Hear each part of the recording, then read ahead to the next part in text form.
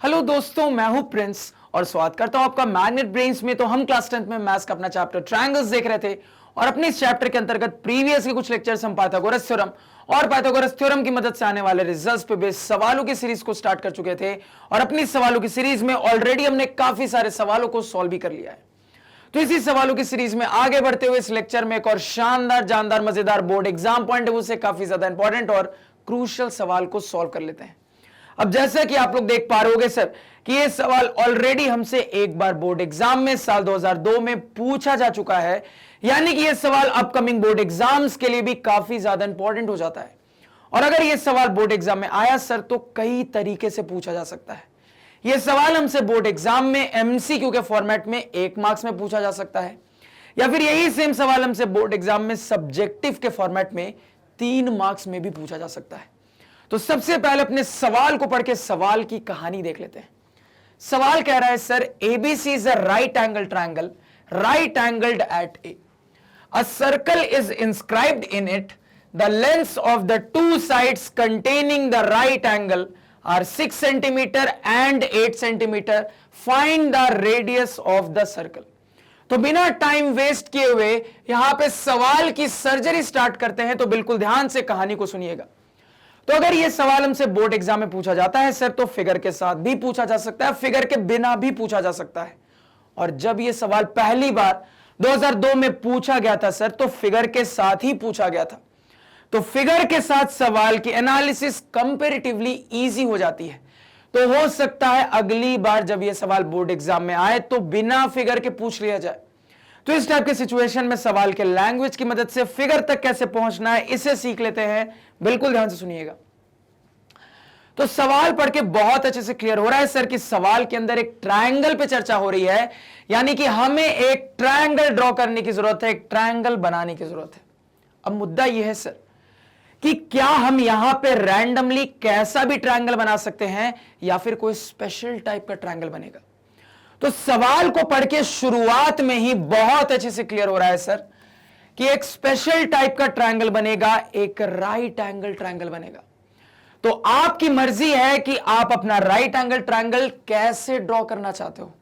आप चाहो तो अपने राइट एंगल ट्रायंगल को कुछ इस तरीके से ड्रॉ कर लो, आप चाहो अपने राइट एंगल ट्रायंगल को कुछ इस तरीके से ड्रॉ कर लो, आप चाहो सर ऐसा राइट एंगल ट्रायंगल बना लो, आप चाहो ऐसा राइट एंगल ट्रायंगल बना लो। तो कैसे भी आप चाहो अपने राइट एंगल ट्रायंगल को ड्रॉ कर सकते हो।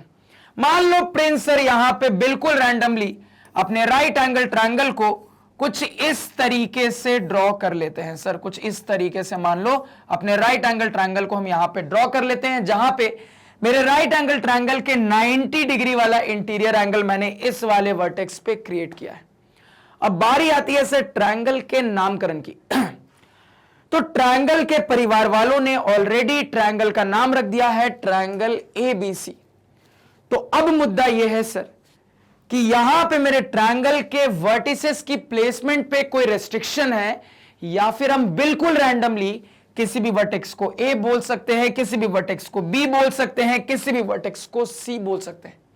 तो सर यहां पे सवाल को शुरुआत में ही पढ़ के बहुत अच्छे से क्लियर हो रहा है कि वर्टिसेस की प्लेसमेंट पे एक छोटी सी रेस्ट्रिक्शन है। क्या रेस्ट्रिक्शन है?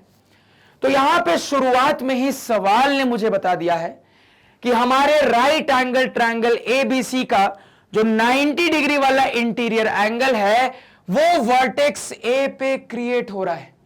यानी इस हिसाब से अपने फिगर में बात करूं तो मैं कह दूंगा सर कि हमने अपने राइट एंगल ट्रायंगल में 90 डिग्री वाला इंटीरियर एंगल इस वाले वर्टेक्स पे क्रिएट किया है, और सवाल के सिचुएशन के हिसाब से इस वाले वर्टेक्स को मुझे वर्टेक्स A बोल देना है। यानी कुल मिला के सर वर्टिसेस की प्लेसमेंट पे यही छोटी सी रिस्ट्रिक्शन है। इन वर्टिसेस के प्लेसमेंट पे कोई भी रिस्ट्रिक्शन नहीं है, यानी कि अब आपकी मर्जी है, या तो इसको भी इसको C बोल दीजिए या फिर इसको भी इसको C बोल दीजिए, बिल्कुल आपकी मर्जी है। तो मान लो बिल्कुल रैंडमली मैं इस वाले वर्टेक्स को B बोल देता हूं सर, इस वाले वर्टेक्स को C बोल देता हूं, तो हमारा राइट एंगल ट्रायंगल ABC बनके यहां पे तैयार हो चुका है। क्लियर हो गया सर? अब देखो इस राइट एंगल ट्रायंगल में क्या चर्चा चल रही है, बिल्कुल ध्यान सुनिएगा।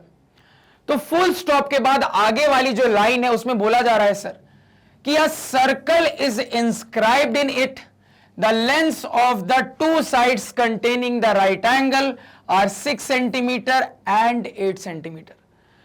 तो पहले इस वाले पार्ट को डिकोड करते हैं। तो यहां पे मेरे राइट एंगल ट्रायंगल के हाइपोटेनियस के अलावा जो दो साइड्स हैं उनकी लेंथ गिवन है सर इस वाले सवाल के पोर्शन में मेरे राइट एंगल ट्रायंगल के हाइपोटेनियस के अलावा जो दो साइड्स हैं उनकी लेंथ गिवन है, क्योंकि यहां पे क्लियरली बोल दिया गया है कि आपके राइट एंगल ट्रायंगल में 90 डिग्री वाले इंटीरियर एंगल को बनाने वाले जो साइड्स हैं उनकी लेंथ 6 सेंटीमीटर और 8 सेंटीमीटर है।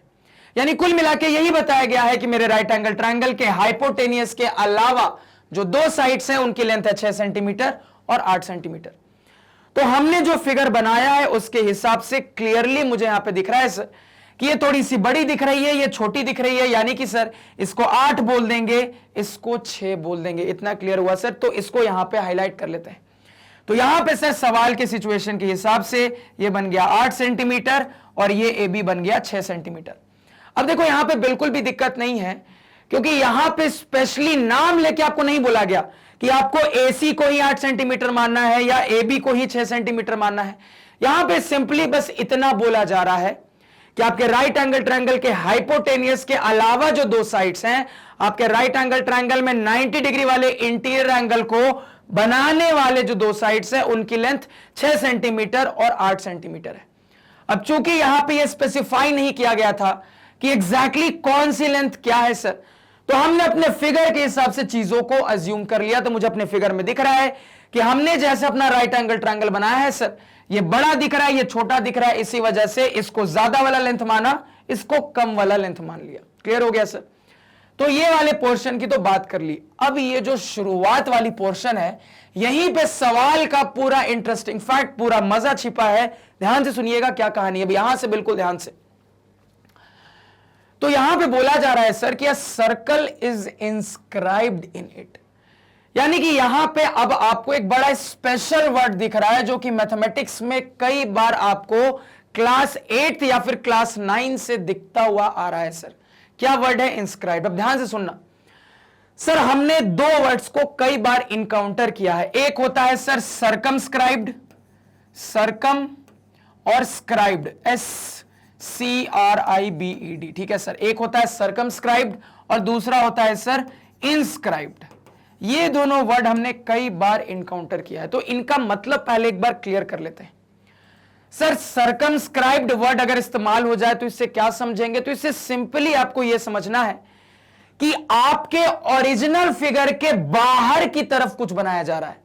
सरकमस्क्राइब्ड का क्या मतलब है? मतलब यह है सर कि आपके ओरिजिनल फिगर के बाहर की तरफ कुछ बनाया जा रहा है।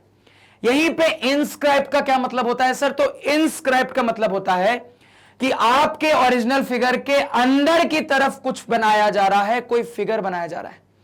अब यहां पे सरकमस्क्राइब्ड है या इंस्क्राइब्ड है? कहोगे सर इंस्क्राइब्ड वर्ड है।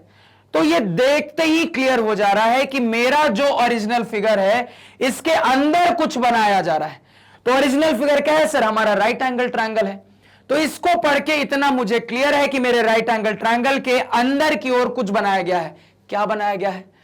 तो मुझे बताया जा रहा है सर कि सर्कल इज इंस्क्राइब्ड, यानी कि मेरे ओरिजिनल फिगर के अंदर की ओर एक सर्कल बनाया जा रहा है। क्या बनाया जा रहा है सर? सर्कल इंस्क्राइब्ड है, यानी कि अंदर की ओर एक सर्कल बनाया जा रहा है। अब अगर मैं अपने राइट एंगल ट्रायंगल के अंदर की ओर सर्कल बनाऊंगा सर, तो कई तरीके से सोचा जा सकता है। अंदर की ओर सर्कल बना दिया, अंदर की ओर सर्कल बना दिया, अंदर की ओर सर्कल बना दिया। तो कुल मिला के सर ट्रायंगल के अंदर सर्कल बनाना, यह तो कई तरीके से सोचा जा सकता है। तो एग्जैक्टली अंदर की ओर सर्कल बनेगा कैसे, इस पे कैसे सोचेंगे, बिल्कुल ध्यान से सुनिएगा। तो अब एक बहुत इंपॉर्टेंट पॉइंट बता रहा हूं, इसको हमेशा याद रखना और कॉपी पे नोट डाउन कर लेना। सर सवाल यहां पे अगर चाहता ना तो बिल्कुल सिंपल तरीके से आपको यह बोल सकता था कि आपने अपने राइट एंगल ट्रायंगल का एक इन सर्कल बनाया है। क्या बनाया है? एक इन सर्कल बनाया है। सवाल अगर चाहता तो बिल्कुल स्ट्रेट अवे सिंपल लैंग्वेज में सीधे सीधे आपको बोल सकता था कि आपने अपने इस ओरिजिनल राइट एंगल ट्रायंगल के लिए एक इन सर्कल बनाया है। लेकिन सवाल ने यह बात डायरेक्टली नहीं बोली है सर, घुमा के बोली। कैसे बोली? तो सवाल ने आपको यह बोला कि circle is inscribed in it.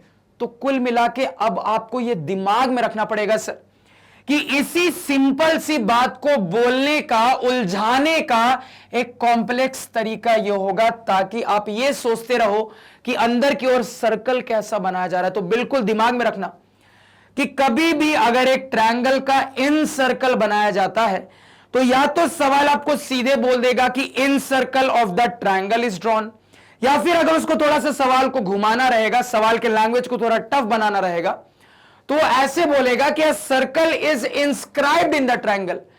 तो इस लैंग्वेज को अब आपको बिल्कुल दिमाग में रखना है। कुल मिला के सर गंगाधारी शक्तिमान है, यानी दोनों का बिल्कुल एक ही मतलब है, अलग अलग मतलब बिल्कुल भी नहीं है सर।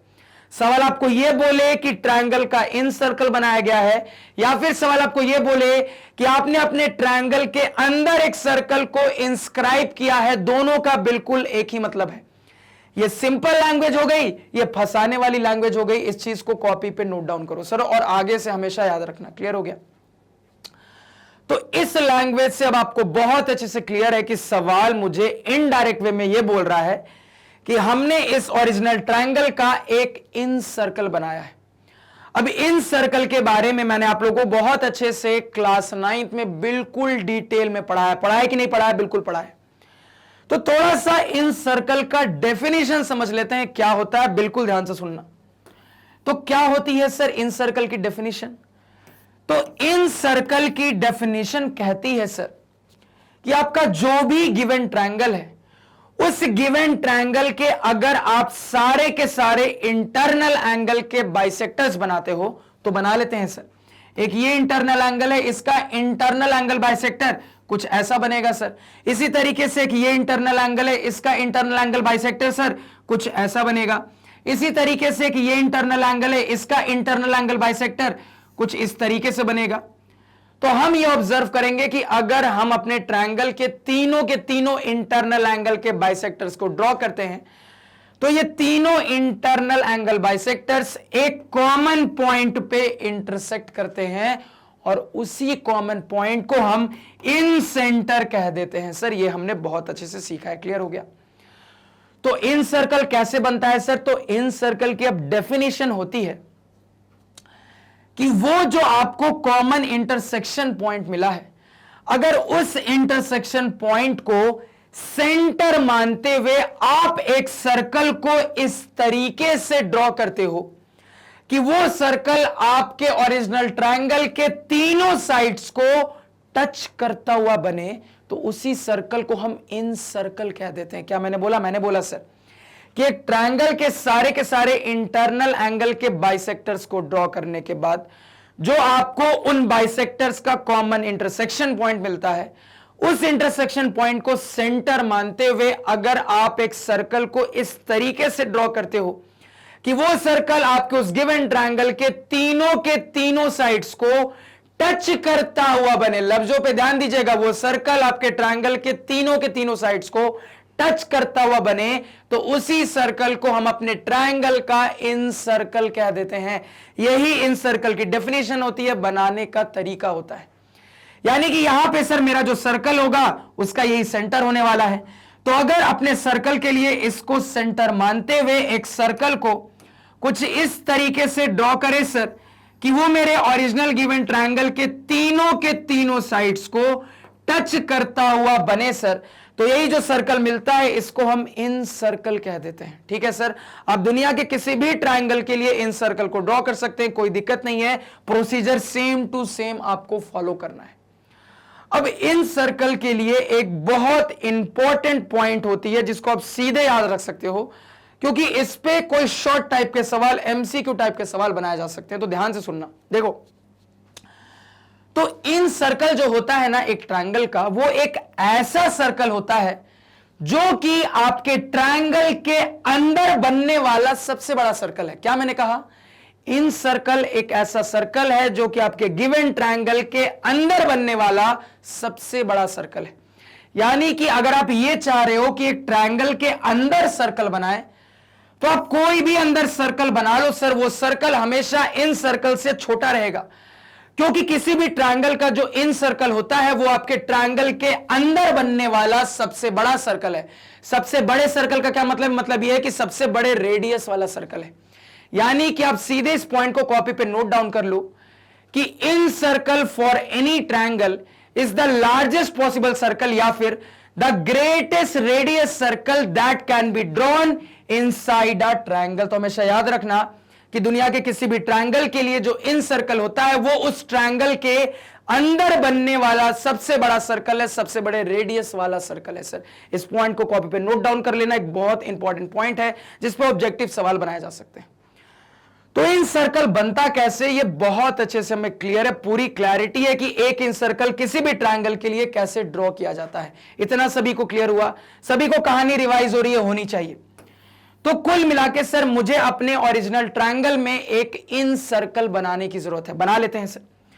तो अभी जो हमने इन सर्कल ड्रॉ करने का तरीका देखा, वहां पे हमने ये इंपॉर्टेंट पॉइंट को जाना सर कि इन सर्कल एक ट्रायंगल के अंदर बनने वाला सबसे बड़ा सर्कल होता है, जिसकी एक स्पेशल प्रॉपर्टी होती है। प्रॉपर्टी ये होती है सर कि ये जो ट्रायंगल के अंदर मैं सबसे बड़ा सर्कल बनाने वाला हूं, ये मेरे ट्रायंगल के तीनों साइड्स को टच करेगा। यानी कि मेरा जो इन सर्कल होगा सर वो कुछ इस तरीके का बनना चाहिए। यानी कि मेरा जो इन सर्कल होगा सर ये कुछ इस तरीके का बनना चाहिए। बड़े ध्यान से यहां पे प्रिंस सर की एक इन सर्कल बनाने की कोशिश, कुछ इस तरीके का। तो क्लियरली मुझे दिख रहा है सर कि ये जो सर्कल है ये मेरे ट्रायंगल के तीनों साइड्स को टच करते हुए ट्रायंगल के अंदर की ओर बनाया गया है। तो हमने अपने ट्रायंगल का इन सर्कल बना लिया है, और यहां पे अज्यूम कर लेते हैं कि मेरे सर्कल का यहां कहीं पे इन सेंटर होगा, यानी कि सर्कल का ये सेंटर होगा सर। और मुझसे क्या पूछा जा रहा है सर, तो सवाल मुझसे इसी सर्कल का रेडियस पूछ रहा है कि क्या होगा। यही सिंपल सा सवाल है। इतनी कहानी समझने में, सवाल को समझने में किसी को कोई दिक्कत, कोई दुविधा, कोई परेशानी क्या नहीं होनी चाहिए। तो डायग्राम तो बना लिया, सवाल जो भी बोल रहा था सर उस हिसाब से पूरा डायग्राम कंप्लीट वे में हमने यहां पे ड्रॉ कर लिया है। ठीक है, अब यहां पे मुद्दे की बात पे आते हैं। तो कोई भी ऐसा सवाल मिले जहां पे ट्रायंगल और ट्रायंगल के इन सर्कल से रिलेटेड बात हो रही हो, याद रखिएगा इस बात को, कॉपी पे नोट डाउन कर लीजिए। कोई भी ऐसा सवाल मिले जहां पे ट्रायंगल और ट्रायंगल के इन सर्कल से रिलेटेड बात हो रही हो, सवाल कुछ भी हो, गधा घोड़ा हाथी फर्क नहीं पड़ता है। अगर आपको सवाल के अंदर यह दिख रहा है कि ट्रायंगल और ट्रायंगल के इन सर्कल से रिलेटेड बात हो रही है, तो एक बिल्कुल कॉमन एनालिसिस होती है सर। वो कॉमन एनालिसिस अगर आपके ध्यान में है तो इस टाइप के सिचुएशन में ये कॉमन एनालिसिस आपको हमेशा मदद करेगी। क्या प्रिंस सर ने बोला? प्रिंस सर ने बोला सवाल कुछ भी हो, गधा घोड़ा हाथी हाइपोटेनियस ब्लू व्हेल फर्क नहीं पड़ता है। कुल मिला के अगर आपको सवाल के लैंग्वेज में कहीं पे भी एक ट्रायंगल और उस ट्रायंगल के इन सर्कल से रिलेटेड बात मिल जाए तो एक कॉमन एनालिसिस होती है, एक यूनिवर्सल एनालिसिस होती है, जो कि आपको बहुत सारे रिजल्ट्स देती है जिनका आप अपने उस पर्टिकुलर सवाल के एनालिसिस में इस्तेमाल कर सकते हो। तो इस टाइप के सिचुएशन के लिए जो कॉमन एनालिसिस होती है, अगर आप ये सीधे दिमाग में रखेंगे तो इस टाइप के सिचुएशन में आपको बहुत हेल्प मिलेगी। अब इस कॉमन एनालिसिस को ऑब्जर्व करेंगे, बिल्कुल ध्यान से सुनना। तो सर हमारे इस सिचुएशन के कॉमन एनालिसिस के दो पार्ट है, एक फिगर वाला पार्ट, एक है मैथमेटिकल पार्ट।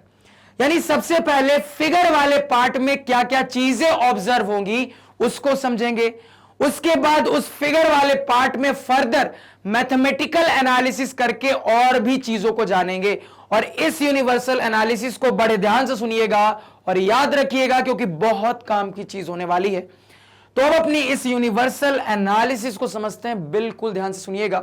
तो इसी फिगर की मदद से अपने इस यूनिवर्सल एनालिसिस को समझेंगे। ध्यान से सुनना सर, बिल्कुल ध्यान से देखो। तो कुल मिलाके सर एक ट्रायंगल का इन सर्कल मैंने बना दिया, ठीक है सर। अब ऑब्वियस सी बात है सर, सर्कल है तो रेडियस की बात होगी। तो अगर मैं आपसे पूछूं कि एक सर्कल में आप कितने तरीके से रेडियस बना सकते हो, तो क्या जवाब दोगे? आप तुरंत कहोगे सर कि एक सर्कल में मैं अनगिनत तरीके से, इनफाइनाइट वे से सर्कल का रेडियस बना सकता हूं। मैं चाहूं सर तो अपने सर्कल का रेडियस ऐसे बना सकता हूं, ऐसे बना सकता हूं, ऐसे ऐसे ऐसे ऐसे ऐसे ऐसे ऐसे ऐसे ऐसे ऐसे ऐसे ऐसे ऐसे अनगिनत तरीके से मैं दुनिया के किसी भी सर्कल के लिए रेडियस को ड्रॉ कर सकता हूं सर। ठीक है, तो हमेशा इस स्पेशल फिगर में याद रखना सर कि 3 तरीके से अगर रेडियस बनाओगे ना तो बड़े काम का रहेगा। किस 3 तरीके से, अब ध्यान से सुनना। तो इस फिगर में अगर मैं अपने सेंटर से एक रेडियस ऐसे बनाऊं, एक रेडियस ऐसे बनाऊं और एक रेडियस ऐसे बनाऊं ना सर, तो ये तीनों रेडियस बड़े काम के रेडियस आपके लिए होने वाले हैं इस टाइप के सिचुएशन के एनालिसिस के लिए सर। अब ये 3 रेडियस कैसे बने हैं सर?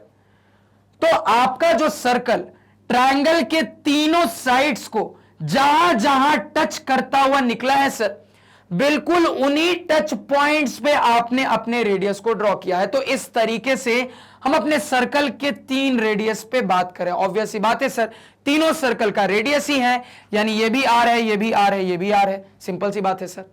अब ये रेडियस क्यों इतना खास हो जाता है उसको समझते हैं, बिल्कुल ध्यान से सुनना। तो मैंने आप लोगों को सर्कल के बारे में बहुत सारे रिवीजन लेक्चर्स में, क्लास 10th के ही रिवीजन लेक्चर्स हैं, प्लेलिस्ट में जाके देखिएगा, समझाया है, बहुत सारी सर्कल की प्रॉपर्टी बताई है सर। और 9th में भी सर्कल की कहानी हमने बहुत डिटेल में 100 से ऊपर लेक्चर्स में पढ़ी है। तो अगर आपने मेरे सर्कल के रिवीजन लेक्चर्स देखे क्लास 10th के, या फिर अगर आपने मेरे से 9th अच्छे से पढ़ा है सर, सर्कल चैप्टर खासकर, तो यहां पे आपको समझ में आना चाहिए कि ये रेडियस क्यों इतने स्पेशल है। तो आपको तुरंत यहां पे चीजों को देखते ही रिकॉल होना चाहिए कि सर्कल की यहां पे एक बहुत इंपॉर्टेंट प्रॉपर्टी, एक बहुत इंपॉर्टेंट रिजल्ट फिट बैठता हुआ दिखता है कि radius through point of contact is perpendicular on the tangent. क्या मैंने बोला? Radius through point of contact is perpendicular on the tangent. थोड़ा सा कहानी को यहां पे समझना। यहां पे अगर आप चीजों को ऑब्जर्व करो तो आपको यहां पे तुरंत दिख रहा होगा सर कि इस सर्कल के लिए ये जो BC है सर, क्या ये टैंजेंट का काम नहीं कर रहा? सर इस सर्कल के लिए ये जो BC है, क्या ये टैंजेंट का काम नहीं कर रहा? बिल्कुल कर रहा है सर, क्योंकि टैंजेंट की डेफिनेशन ही ये होती है कि अगर कोई लाइन सर्कल को एक पॉइंट पे टच करती हुई निकलती है उसी को टैंजेंट कहते हैं। तो मुझे दिख रहा है सर कि ये जो लाइन सेगमेंट है ये मेरे सर्कल को सिंपली इस पॉइंट पे टच कर रहा है, यानी कि ये एक टैंजेंट है। ठीक है, अगेन मुझे पॉइंट ऑफ कॉन्टैक्ट की भी डेफिनेशन पता है, क्या होती है सर? तो टैंजेंट सर्कल को जिस पॉइंट पे टच करता है उसी को पॉइंट ऑफ कॉन्टैक्ट कह देते हैं, यानी कि इस वाले सिचुएशन के हिसाब से यही वाला पॉइंट मेरा पॉइंट ऑफ कॉन्टैक्ट होगा। तो हमारा रिजल्ट, हमारा सर्कल वाला थ्योरम कहता है सर कि radius through point of contact is perpendicular on the tangent, यानी कि सिंपल लफ्जों में अगर हम अपने पॉइंट ऑफ कॉन्टैक्ट से होते हुए सर्कल का रेडियस ड्रॉ करते हैं तो वो रेडियस पॉइंट ऑफ कॉन्टैक्ट से होते हुए टैंजेंट पे परपेंडिकुलर होता है, टैंजेंट पे 90 डिग्री बना देता है। तो मुझे क्लियरली दिख रहा है सर कि ये जो रेडियस मैंने बनाया है, ये रेडियस पॉइंट ऑफ कॉन्टैक्ट को शामिल करते हुए मेरे टैंजेंट के ऊपर बनाया गया है, यानी कि ये वाला एंगल मैं तुरंत कह दूंगा 90 डिग्री होगा। होगा कि नहीं होगा? बिल्कुल होगा सर। बिल्कुल यही सेम कहानी इसके लिए भी है। अगेन देखिए यहां पे आपको दिख रहा है सर कि ये जो AC है ये मेरे ओरिजिनल सर्कल के टैंजेंट का काम कर रहा है, क्योंकि एक पॉइंट पे टच करता हुआ निकल रहा है। अगेन वही कहानी, radius through point of contact is perpendicular on the tangent.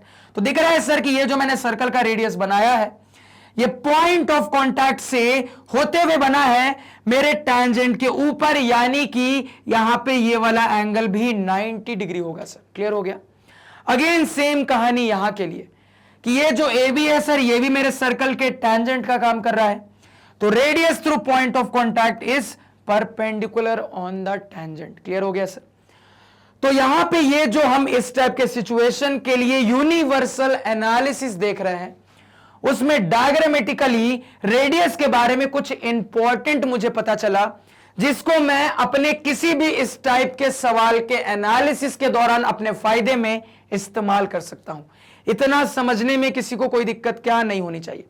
मान लो सर्कल के सेंटर को कुछ यहां पे O मान लेते हैं, और इसको कुछ भी मान लो PQR, जो आपकी मर्जी है सर, कुछ भी मान लो यहां पे PQR, कुछ भी, ठीक है सर।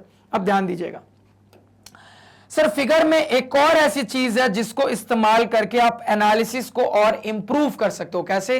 ध्यान से समझना।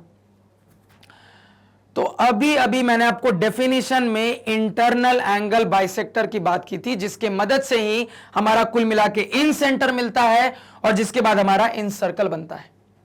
तो अगर मैं यहां पे आपसे ये पूछूं सर कि इस वर्टेक्स C से अगर मैं यहां इन सेंटर तक ये एक लाइन बनाता हूं, इसी तरीके से वर्टेक्स A से इन सेंटर तक एक लाइन बनाता हूं, इसी तरीके से वर्टेक्स B से इन सेंटर तक एक लाइन ड्रॉ करता हूं सर, तो ये लाइनें बहुत खास है। क्यों खास है आप लोग सोच सकते हो क्या? फटाफट जवाब दो। तो कहोगे बिल्कुल सोच सकते हैं सर।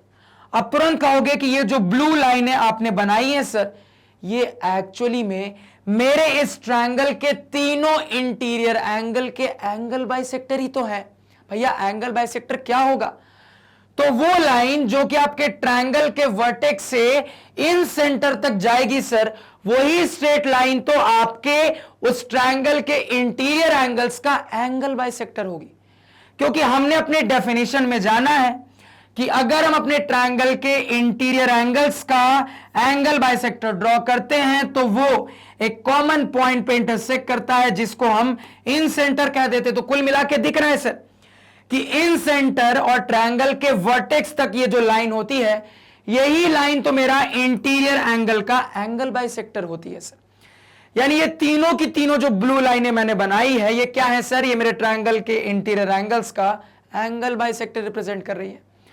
अब देखो, ये जो एंगल बाइसेक्टर मैंने बनाया है, ये और आगे तक एक्सटेंड किया जा सकता था, लेकिन मुद्दे की बात यह है कि इस टाइप के स्पेशल सिचुएशन के एनालिसिस के लिए एक्सटेंशन की रिक्वायरमेंट नहीं है सर। आपको इतना ही रखना है जितना मैंने बोला है। आपको अपनी एनालिसिस के लिए इसे इतना ही बनाना है, अपने इंटरनल एंगल के बाइसेक्टर्स को सिर्फ इतना ही ड्रॉ करना है सर, इससे ज्यादा ड्रॉ करने की जरूरत नहीं है। क्योंकि अब यहां पे एक बहुत खूबसूरत सा फिगर हमें ऑब्जर्व हो रहा है सर। क्लियर हो गया? अब ये बनाने का फायदा क्या हुआ? तो देखो और क्या एक्स्ट्रा इंफॉर्मेशन अब मिल गई ये बनाने के बाद। तो ये बनाने के बाद मुझे पता है सर कि ये जो लाइन है, ये इस वाले इंटीरियर एंगल का एंगल बाइसेक्टर है। यानी कि ये लाइन मेरे एंगल C का एंगल बाइसेक्टर है। यानी कि मैं कह सकता हूं सर कि ये एंगल का पार्ट और ये एंगल का पार्ट आपस में इक्वल है। इसी तरीके से ये वाली जो लाइन है, ये मेरा एंगल A का एंगल बाइसेक्टर है। यानी कि मैं कह सकता हूं सर कि ये इतना एंगल और ये इतना एंगल आपस में इक्वल हो जाएगा। इसी तरीके से यहां पे मैं बोल दूंगा सर कि ये वाली जो लाइन है, ये मेरा एंगल B का एंगल बाइसेक्टर है। यानी कि सर ये वाला पार्ट आपस में इक्वल हो जाएगा। तो कुछ और एक्स्ट्रा इंफॉर्मेशन यहां पे मिली। अब ये जो फिगर आपके आंखों के सामने, ये जो खूबसूरत सा फिगर आपके आंखों के सामने आया है सर, ये इस टाइप के सिचुएशन के एनालिसिस के लिए एक यूनिवर्सल फिगर है। क्योंकि इस यूनिवर्सल फिगर में आपके एनालिसिस के लिए इतने सारे डेटा हैं जिसका आप अपने फायदे में इस टाइप के सिचुएशन के लिए किसी भी सवाल को सॉल्व करने में इस्तेमाल कर सकते हो। तो इस टाइप के सिचुएशन के लिए यही हमारा यूनिवर्सल फिगर है जो कि हमें दिमाग में रखना है। तो मेनली क्या दिमाग में रखना है? इस टाइप के सिचुएशन में ट्रायंगल बनाएंगे, ट्रायंगल का इन सर्कल बनाएंगे और इन सर्कल में 3 रेडियस को रिप्रेजेंट करेंगे। कौन से 3 रेडियस? मैंने आपको बता दिया। अगेन अपने फिगर में तीनों एंगल बाइसेक्टर बनाएंगे। कैसे बनाएंगे, कहां तक बनाएंगे, यह भी बता दिया। और यहां से क्या क्या डेटा मिल रहा है उसको भी फिगर में रिप्रेजेंट कर लिया। इतना समझने में किसी को कोई दिक्कत, कोई दुविधा, कोई परेशानी क्या बिल्कुल नहीं होनी चाहिए। फटाफट इस फिगर को नोट डाउन कर लो। अब चलते हैं बुक के फिगर में। सर ध्यान दीजिएगा, बुक का फिगर देखते हैं। अब ये रहा सर हमारा ओरिजिनल फिगर, और जैसा कि आप कंपेयर कर पा रहे होगे, बिल्कुल सेम टाइप का फिगर हमने भी बनाया था। तो पूरी एनालिसिस बुक के फिगर में ले जाते हैं। ध्यान से सुनिएगा, यहां जो भी चीजें हाईलाइट की थी यहां पे भी हाईलाइट कर लेते हैं। तो हाईलाइट करना स्टार्ट करते हैं सर एक एक करके। सबसे पहले परपेंडिकुलर की कहानी हाईलाइट कर लेते हैं। तो परपेंडिकुलर की कहानी यहां पे हाईलाइट कर ली। इसके बाद सर एंगल्स की कहानी हाईलाइट कर लेते हैं, मान लो पर्पल कलर से, तो ये एंगल इसके बराबर होगा। अगेन यहां पे दूसरा कलर मान लो रेड कलर यूज कर लेते हैं, ये एंगल इसके बराबर होगा। अगेन यहां पे तीसरा कलर मान लो ब्लू कलर यूज कर लेते हैं, ये एंगल इसके बराबर होगा सर, क्योंकि ये क्या है मेरे, ये डॉटेड लाइनें हमारे इंटरनल एंगल के एंगल बाइसेक्टर्स को रिप्रेजेंट कर रहे हैं। अब यहां पे सर मेरे सर्कल के सेंटर को O मान लिया गया, आप कुछ और भी मान सकते थे, कोई दिक्कत नहीं है। और यहां पे ये जो पॉइंट ऑफ कॉन्टैक्ट्स है ना sir, in point of contacts को भी मैंने आपको अभी अभी बताया, कुछ भी आप मान सकते हैं, PQR XYZ जो आपकी मर्जी है। मान लो मैं PQR यही सेम तरीके से मान लेता हूं, इसको P बोल दिया, इसको Q बोल दिया और इसको यहां पे R बोल दिया। तो अब यहां पे बिल्कुल मैच हो रहा है सर, सेम टाइप का फिगर है। तो अब ध्यान से सुनिएगा, अपने इस वाले फिगर की पूरी एनालिसिस कंप्लीट कर लेते हैं, बिल्कुल ध्यान से सुनिएगा सर। तो अभी हमारी फिगर की एनालिसिस चल रही है, समझिएगा बात को सर, अभी हमारी यूनिवर्सल एनालिसिस ही चल रही है। यानी कि मैंने आपको जो ये वाली लाइन बोली कि कोई भी ऐसे सवाल की सिचुएशन बने, सवाल कुछ भी हो, गधा घोड़ा हाथी फर्क नहीं पड़ता है, जहां सवाल के लैंग्वेज में आपको यह दिख जाता है कि ट्रायंगल और उस ट्रायंगल के इन सर्कल पे बात हो रही है, तो क्या मेन फिगर एनालिसिस के लिए यूनिवर्सली आएगा, यह हमने देखा। अब इस फिगर में फर्दर यूनिवर्सली मैथमेटिकल एनालिसिस देख लेते हैं। अभी सवाल के पर्टिकुलर एनालिसिस पे आए भी नहीं है सर, अभी सिचुएशन की यूनिवर्सल एनालिसिस ही चल रही है, तो ध्यान से सुनिएगा सर। तो फिगर में जितनी भी चीजें थी वो तो हमने देख लिया सर, अब अपनी मैथमेटिकल एनालिसिस शुरू करते हैं, बिल्कुल ध्यान से सुनिएगा।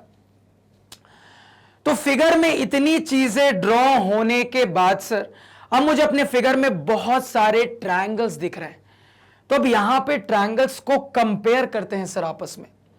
अब आपको तुरंत याद आना चाहिए कि सर ने बोला है कि कभी भी ट्रायंगल्स को कंपेयर करना होता है तो या तो कंग्रुएंसी का सहारा लेते हैं या सिमिलैरिटी का सहारा लेते हैं। अब मुद्दा यह है सर कि कंपेयर करने के लिए ट्रायंगल क्या क्या सेलेक्ट करेंगे और किसका सहारा लेंगे, इन सवालों का जवाब ढूंढना है। अब दोनों सवालों का जवाब ढूंढेंगे, ध्यान से सुनिएगा।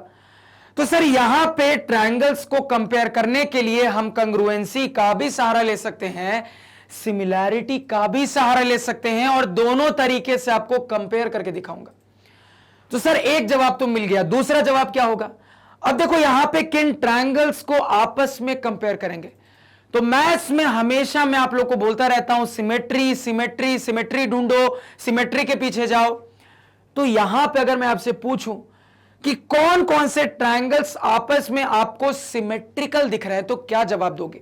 आप तुरंत कहोगे सर कि अपने इस फिगर में सबसे पहले सर ये वाला ट्रायंगल और ये वाला ट्रायंगल आपस में सिमेट्रिकल ट्रायंगल्स का सेट दिख रहा है। सर इसी तरीके से आप जवाब दोगे ये वाला ट्रायंगल और ये वाला ट्रायंगल आपस में सिमेट्रिकल ट्रायंगल्स का सेट दिख रहा है। अगेन इसी तरीके से जवाब दोगे सर ये वाला ट्रायंगल और ये वाला ट्रायंगल आपस में सिमेट्रिकल ट्रायंगल्स के सेट की तरह बिहेव कर रहा है। सर ये क्लियरली मुझे यहां पे दिख रहा है। क्लियर हो गया सर। तो एक एक करके हर सेट को एनालाइज करते हैं। पहले किसी एक सेट को हाईलाइट कर लेते हैं, ध्यान दीजिएगा सर, हाईलाइट कर लेते हैं। मान लो हाईलाइट करने के लिए किस कलर का, ऑरेंज कलर का इस्तेमाल करता हूं। तो सबसे पहले इन ट्रायंगल्स का सेट हाईलाइट कर लेते हैं, बिल्कुल ध्यान से सर। तो बिल्कुल ध्यान से इसको और यहां पे इसको, इन ट्रायंगल्स के सेट को हमने यहां पे हाईलाइट कर लिया। इतना क्लियर है सर। सबसे पहले इन ट्रायंगल्स के सेट को एनालाइज करते हैं। अब जैसा कि मैंने आपको बोला सर कि आप ट्रायंगल्स को कंपेयर करने के लिए सिमिलैरिटी कंग्रुएंसी दोनों का रास्ता ले सकते हो। मान लो सबसे पहले कंग्रुएंसी के रास्ते पे सोचते हैं, तो ध्यान से सुनना। तो अगर आपको दो ट्रायंगल्स के सेट को कंग्रुएंट करना है तो कंग्रुएंसी पे सोचने के लिए बहुत सारा क्राइटेरिया दिमाग में आता है। अब मुद्दा ये यहां पे कौन सा क्राइटेरिया काम करेगा। तो मैंने आपको हमेशा बोला है, 9th में कंग्रुएंसी में हमेशा सिखाया है कि कभी भी अगर आपको राइट एंगल ट्रायंगल्स के कंग्रुएंसी पे सोचना है तो सबसे पहले RHS क्राइटेरिया चेक करिए, फिट बैठ रहा है कि नहीं सर। तो दिख रहा है कि ये दोनों के दोनों ट्रायंगल्स राइट एंगल ट्रायंगल है, तो सबसे पहले RHS क्राइटेरिया देखेंगे सर, फिट बैठ रहा है कि नहीं। बिल्कुल ध्यान से सुनिएगा। सबसे पहले R क्या कहता है, R कहता है कि आपके दोनों ट्रायंगल में एक एक इंटीरियर एंगल 90 डिग्री दिखना चाहिए। अब ऑब्वियस सी बात है, राइट एंगल ट्रायंगल है तो वो तो दिखेगा ही, मुझे दिख रहा है सर। इस वाले ट्रायंगल में ये 90 डिग्री, इस वाले ट्रायंगल में ये 90 डिग्री, क्लियरली मुझे यहां पे दिख रहा है सर। तो आर की कहानी बिल्कुल सेट मिल रही है। अब एच क्या कहता है? एच कहता है कि आपके दोनों राइट एंगल ट्रायंगल के हाइपोटेनियस बराबर होने चाहिए, इक्वल लेंथ के होने चाहिए। तो सर दोनों राइट एंगल ट्रायंगल मेरे सामने हैं और मुझे हाइपोटेनियस की डेफिनेशन पता है, जो कि कहती है कि राइट एंगल ट्रायंगल के सामने वाला जो अपोजिट साइड होता है वही हाइपोटेनियस होता है। तो इस वाले राइट एंगल ट्रायंगल के लिए हाइपोटेनियस क्या होगा? तुरंत कह दोगे सर राइट एंगल ट्रायंगल के सामने वाला, यानी कि यही जो CO है सर इस ट्रायंगल के लिए हाइपोटेनियस है। अगेन इस वाले राइट एंगल ट्रायंगल के लिए हाइपोटेनियस क्या होगा? कह दोगे सर कि 90 डिग्री के सामने वाला अपोजिट साइड इसके लिए भी CO ही है सर। यानी कि मुझे दिख रहा है कि दोनों राइट एंगल ट्रायंगल का एक कॉमन हाइपोटेनियस है। तो कॉमन सेंस की बात है सर कि दोनों ट्रायंगल में अगर हाइपोटेनियस कॉमन है तो इसी बात को मैं ऐसा भी कह सकता हूं कि दोनों राइट एंगल ट्रायंगल का हाइपोटेनियस बराबर है। एक ही बात है सर।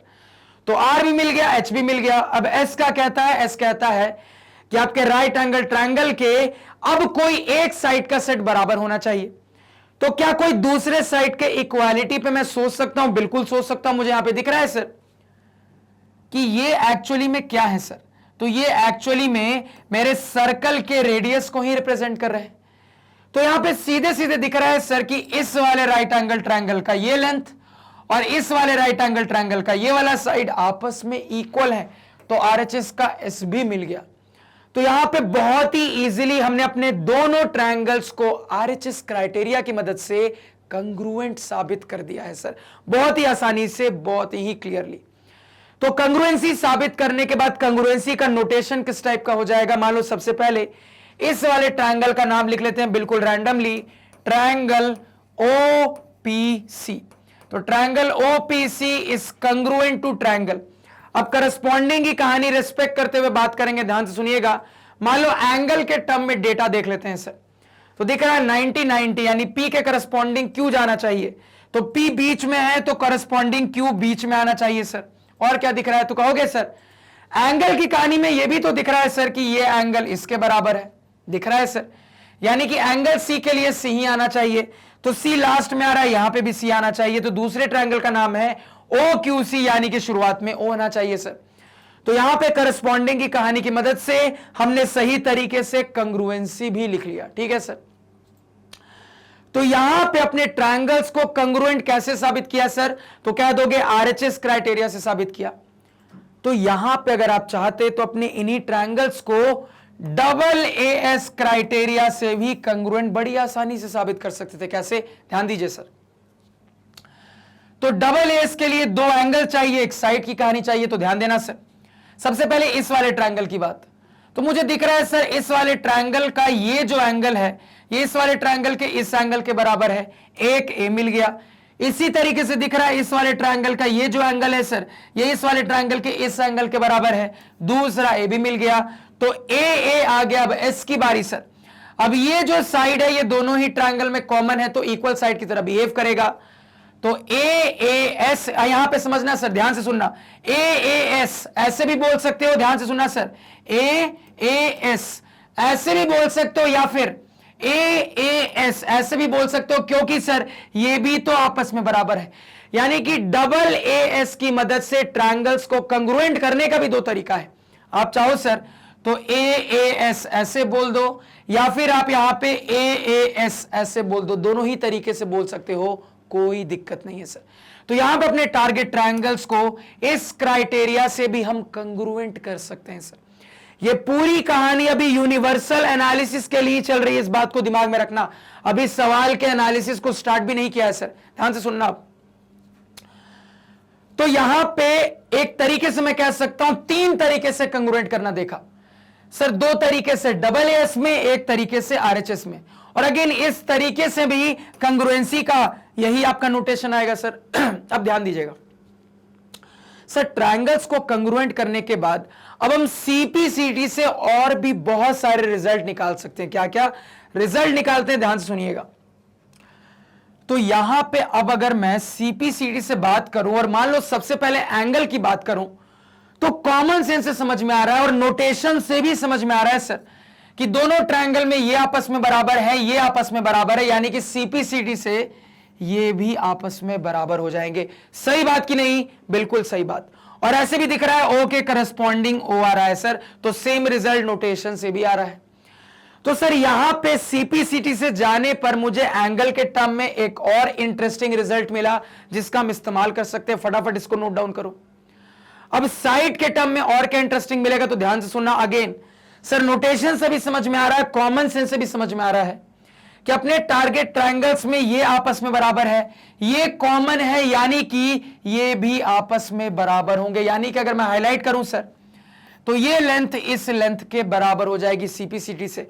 और ऐसे से भी, यहां से भी, नोटेशन से भी दिख रहा है सर, ये लेंथ क्या है सीपी, तो सीपी के करस्पॉन्डिंग क्या दिख रहा है सर क्यूसी, तो क्यूसी इसके करस्पॉन्डिंग है, आपस में इक्वल होगा। तो यहां पे ट्रायंगल्स को कंग्रुएंट करने के बाद जो मेरे पास सीपीसीटी से एंगल और साइड के कुछ एक्स्ट्रा इंफॉर्मेशन आए, इसको भी हाईलाइट करके रख लिया। इतना सभी को क्लियर हुआ, क्लियर होना चाहिए सर। तो ये तो हमने अपने ट्रायंगल्स को कैसे कंपेयर किया, कंग्रुएंसी की मदद से। आप चाहते तो सिमिलैरिटी से भी कंपेयर कर सकते थे, सिमिलैरिटी से कंपेयर करके देखते हैं, ध्यान से सुनिएगा। तो कभी भी सिमिलैरिटी से कंपेयर करना हो तो सबसे पहले सबसे सिंपल वाले क्राइटेरिया पे सोचते हैं, मैंने आपको सिखाया है। और सबसे सिंपल वाला क्राइटेरिया होता है सर डबल ए क्राइटेरिया, क्योंकि दोनों ट्रायंगल में बहुत क्लियरली दो एंगल की कहानी मुझे दिख रही है। मुझे दिख रहा है सर इस वाले ट्रायंगल का ये एंगल इस वाले ट्रायंगल के इस एंगल के बराबर है। अगेन दिख रहा है सर इस वाले ट्रायंगल का ये एंगल इस वाले ट्रायंगल के इस एंगल के बराबर है। तो क्लियरली दो ए मुझे दिख जा रहे हैं। तो यहां पे अपने टारगेट ट्रायंगल्स को हम सिमिलर भी बोल सकते हैं डबल ए क्राइटेरिया की मदद से। और ऐसे भी हमने सीखा है सर कि congruent triangles are always similar. ऐसे भी मैंने आपको सिखाया है कि कंग्रुएंट ट्रायंगल्स हमेशा सिमिलर होते ही होते हैं। तो आप ऐसे भी बोल सकते हो सर। अब देखो अगर आप सिमिलैरिटी की मदद से बात करोगे तो अगेन ये जो कहानी एक्स्ट्रा में सीपीसीटी की मदद से आई है, सिमिलैरिटी से बात करने के बाद सीपीएसटी से भी यही सेम कहानी है। अब देखो नोटेशन सिमिलैरिटी में यही सेम रहने वाला, आपको बहुत अच्छे से पता है, बस यहां का साइन बदल के ऐसा हो जाएगा। मान लो तुम यहां पे एंगल के टर्म में बात करते हो तो एंगल के टर्म में दिख रहा है ओ के करस्पॉन्डिंग हो जाएगा, तो ओ के करस्पॉन्डिंग हो जाएगा। तो यही सेम इक्वालिटी यहां पे अगेन आ गई सर एंगल के टर्म में। बाकी एंगल की कहानी तो ऑलरेडी पता है। अगर साइड वाली कहानी पे जाओगे तो वो भी देख लो। यहां पे अगर मान लो यहां से मैं साइड वाला रिजल्ट लिखूं सर रेशियो का, तो ये हो जाएगा OP by O Q is equal to PC by QC is equal to OC by OC. अब समझिएगा बात को sir, OC by OC same चीज है, यानी कुल मिला के ये रेशियो क्या हो गया 1 हो गया। यानी मैं इस रेशियो को भी 1 बोल सकता हूं, इस रेशियो को भी 1 बोल सकता हूं। अब रिक्वायरमेंट के हिसाब से पीसी और क्यूसी का काम है, तो ये रेशियो 1 क्रॉस मल्टीप्लाई कर लीजिए, पीसी बराबर क्यूसी। यही सेम चीज सिमिलैरिटी से भी आ गई सर। इतना समझने में कोई दिक्कत, कोई दुविधा, कोई परेशानी क्या? बिल्कुल नहीं होनी चाहिए। तो अभी तो एक सेट को उठाया और एक सेट में कंपेयर करने के लिए जब कंग्रुएंसी का सहारा लिया, 3 तरीके से कंग्रुएंट करके देखा। कंग्रुएंट करने के बाद सीपीसीटी से कुछ रिजल्ट्स आए, उनको दिमाग में नोट किया, और यही सेम रिजल्ट सिमिलैरिटी से बात करने के बाद भी आए।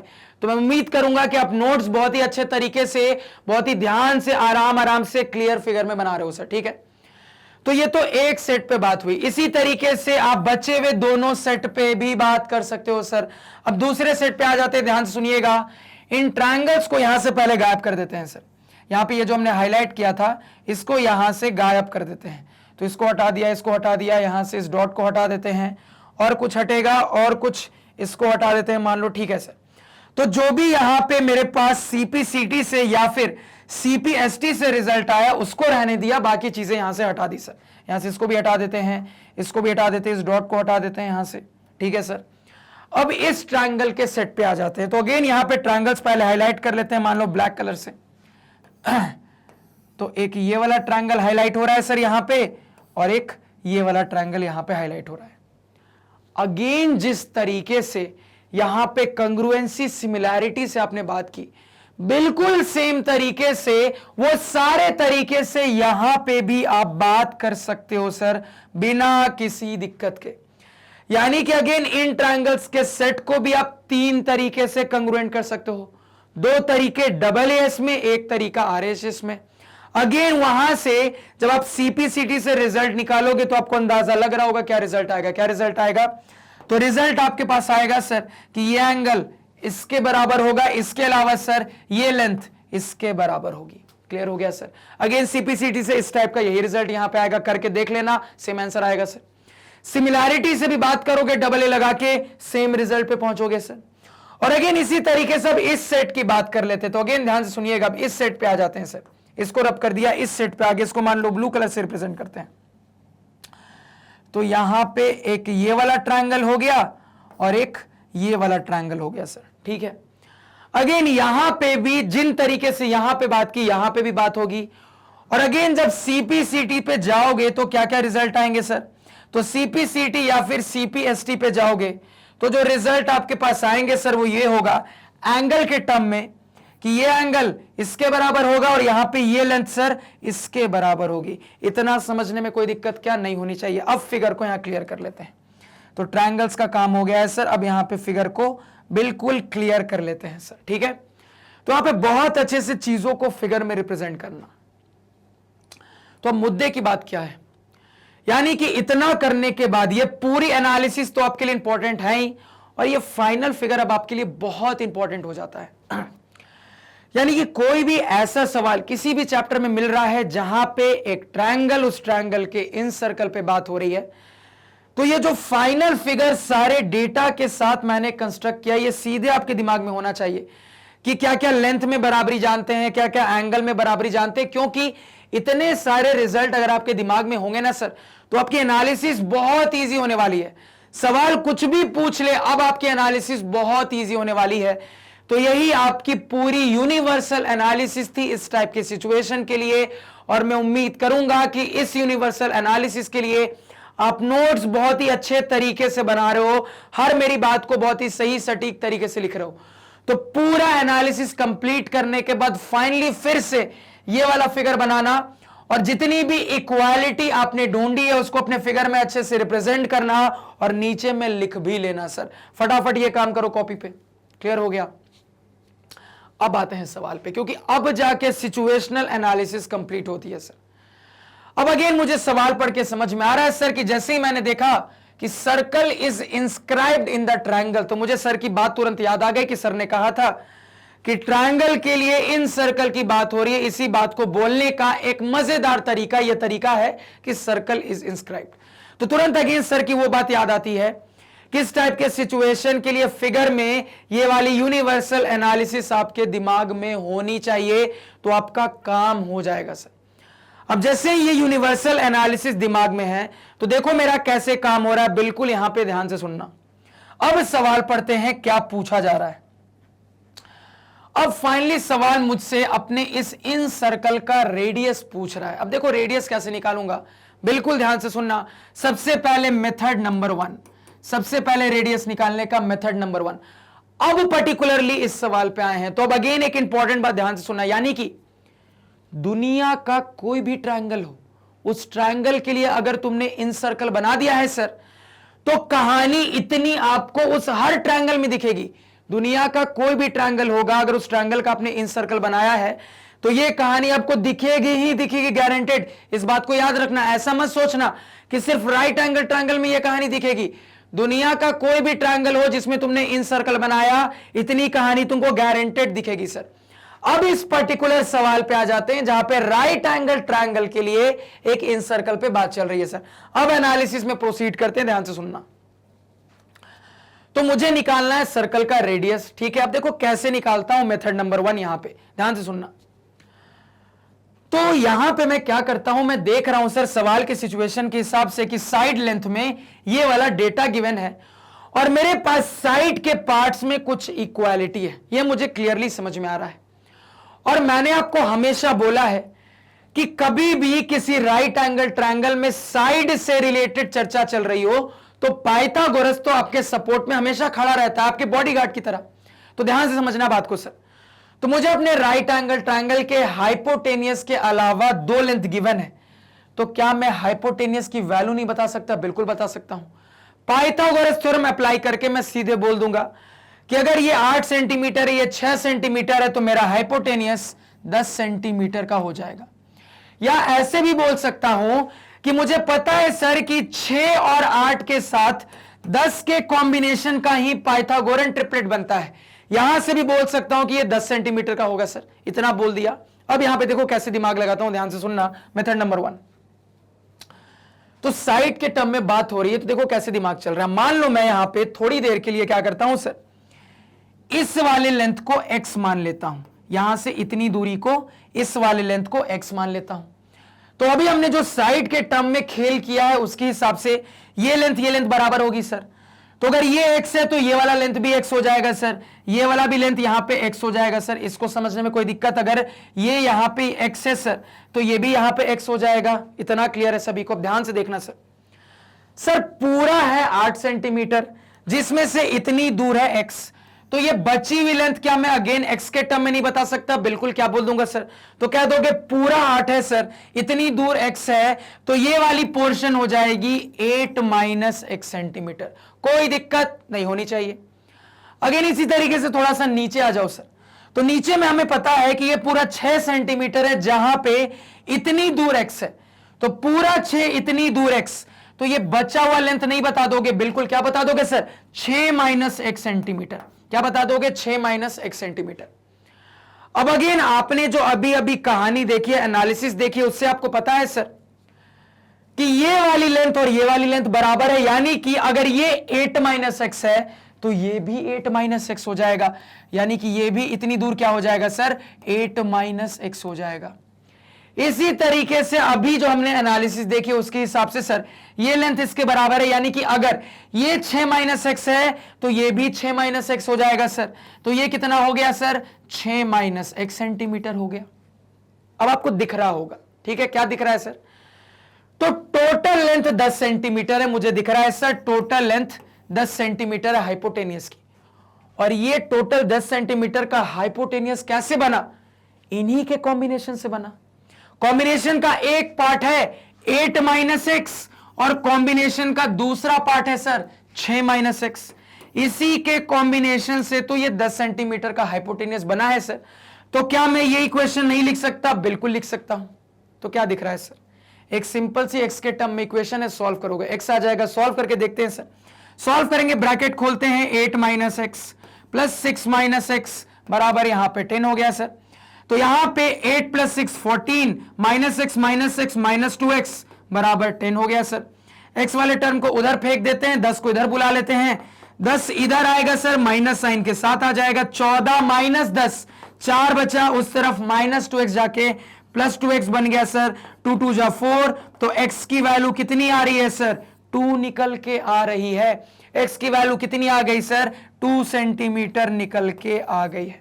अब समझिएगा, आप कहोगे कि सर मुझसे रेडियस पूछ रहा था, आपने क्या निकाला है? ये नहीं पूछ रहा है सर, रेडियस पूछ रहा है। अब देखो अगेन दिमाग लगाते हैं, ध्यान से सुनना है यहां पे। तो यहां पे थोड़ा सा फिगर को करते हैं क्लियर, बिल्कुल ध्यान से सुनना सर।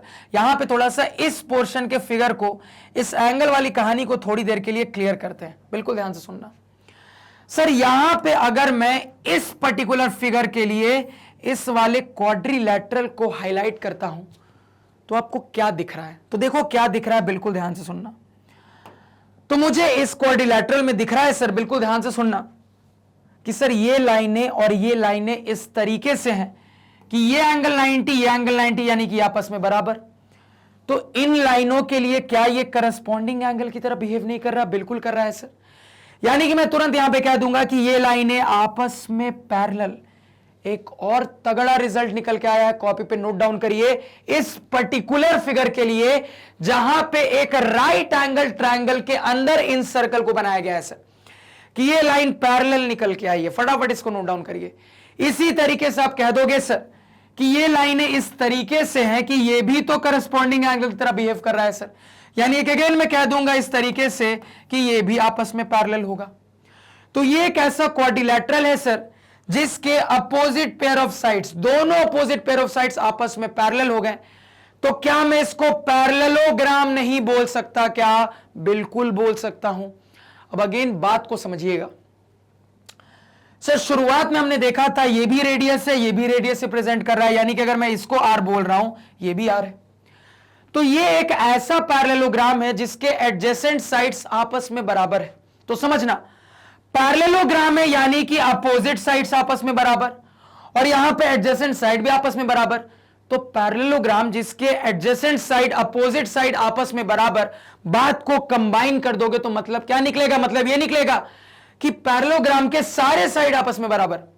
तो अगर एक पैरेललोग्राम का सारा साइड आपस में बराबर होता है और यह सिचुएशन इस टाइप की है जहां पे सारे के सारे इंटीरियर एंगल 90 डिग्री है, तो क्या हो गया, ये एक स्क्वायर हो गया। एक और इंपॉर्टेंट रिजल्ट बाहर आ रहा है, कॉपी पे नोट डाउन करो कि अगर स्पेशली एक राइट एंगल ट्रायंगल के अंदर इस पोर्शन की एनालिसिस की जाएगी तो ये एक स्क्वायर साबित हो जा रहा है जिसके सारे लेंथ इक्वल है। समझिएगा, आपने इसी को x माना था ना भैया, तो ये x है, यानी कुल मिला के मैं कह दूंगा यहां पे कि ये भी x होगा, ये भी x होगा, ये भी x होगा। निकल गया सर रेडियस, क्योंकि रेडियस क्या बन गया x, और कितना आ गया है सर 2 सेंटीमीटर निकल के आ गया है हमारे सर्कल का रेडियस। फटाफट यहां पे नोट डाउन करिए। तो कुछ और यहां पे बहुत तगड़े और बहुत इंपॉर्टेंट रिजल्ट्स निकल के आ रहे हैं। क्लियर हो गया? तो अगेन मैं ये बात उम्मीद करूंगा कि आप बिल्कुल अच्छे तरीके से क्लैरिटी के साथ हर कुछ कॉपी पे बना रहे हो, क्योंकि ये जो एनालिसिस देख रहे हैं अल्ट्रा इंपॉर्टेंट एनालिसिस, मैं आपको अभी बता देता हूं, board exam point of view से इंपॉर्टेंट है ही, साथ साथ कंपटीशन के लिए भी इंपॉर्टेंट है, साथ साथ हर क्लास के मैथ के लिए भी इंपॉर्टेंट है, क्योंकि आगे जाके हम कोऑर्डिनेट ज्योमेट्री पढ़ेंगे। आपको क्लास 11th में मैथमेटिक्स में 3D कोऑर्डिनेट ज्योमेट्री पढ़नी है। 3D कोऑर्डिनेट ज्योमेट्री में भी आपको सर्कम सर्कल इन सर्कल के बारे में पढ़ना है। अगेन ये कहानी उठ के आएगी सर, तो काफी इंपॉर्टेंट चीज है, काफी इंपॉर्टेंट रिजल्ट है। बिल्कुल अच्छे से प्रॉपर नोट्स बनाइएगा सर। इतनी कहानी सभी को समझ में आए, पूरी क्लैरिटी मिली क्या? बिल्कुल मिलनी चाहिए। ठीक है सर, तो ये एक मेथड से हमने बिल्कुल सिंपल मेथड से सॉल्व करके देखा, और ये तरीका आपको बुक में नहीं मिलेगा, पहले ही बता दे रहा हूं। फटाफट इसको नोट डाउन करो। ठीक है सर, अब चलते हैं मेथड नंबर 2 पे। अब देखो इसी सवाल को एक दूसरे मेथड से कैसे सॉल्व करेंगे, बिल्कुल ध्यान से सुनना है। यहां पे पहले इसको यहां से रब कर लेते हैं सर, ठीक है, और यहां पे पूरे फिगर को भी थोड़ा क्लियर कर लेते हैं। बड़ा घौंच पौंच सा फिगर बन गया है सर यहां पे, तो फिगर क्लियर कर लिया। देखो दूसरे तरीके से कैसे सॉल्व करते हैं, कैसे दिमाग लगाते हैं, ध्यान से सुनना। तो सर इस यूनिवर्सल फिगर के एनालिसिस के बाद मुझे यहां पे बहुत सारे ट्रायंगल स्पॉट हो रहे हैं। ठीक है, अब यहां पे कुछ ट्रायंगल्स को मैं हाईलाइट करता हूं, ध्यान से सुनना सर।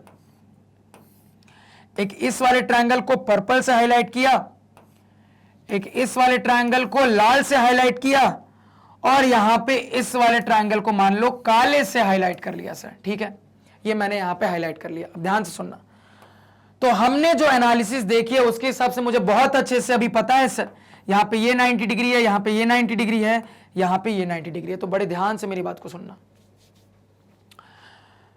तो इस फिगर के लिए मैं तुरंत कह दूंगा सर कि इन्हीं 3 ट्रायंगल की मदद से मेरा ये सबसे बड़ा वाला राइट एंगल ट्रायंगल बना है। मैं कह दूंगा सर इन्हीं 3 ट्रायंगल के कॉम्बिनेशन से मैं ये बड़ा वाला राइट एंगल ट्रायंगल बना है। यानी कि यहां पे सिंपल लफ्जों में मैं ये कह सकता हूं सर कि अगर मैं अपने तीनों ट्रायंगल का एरिया निकाल के सारे एरिया को जोड़ दूंगा, तो क्या ये एरिया जो रिजल्ट के फॉर्म में निकल के आएगा, ये मेरे बड़े वाले राइट एंगल ट्रायंगल का एरिया नहीं होगा? बिल्कुल होगा सर। यानी कि अब मैं तुरंत कह सकता हूं कि मेरे तीनों ट्रायंगल के एरिया का सम मेरे बड़े वाले राइट एंगल ट्रायंगल के एरिया के बराबर हो। तो कुल मिला के यहां पर मुझे बहुत क्लियरली दिख रहा है सर कि अपने तीनों ट्रायंगल के एरिया को ऐड कर दूंगा तो सबसे बड़े वाले ओरिजिनल राइट एंगल ट्रायंगल का एरिया आ जाएगा। तो इसी बात को यहां पे लिख लेते हैं।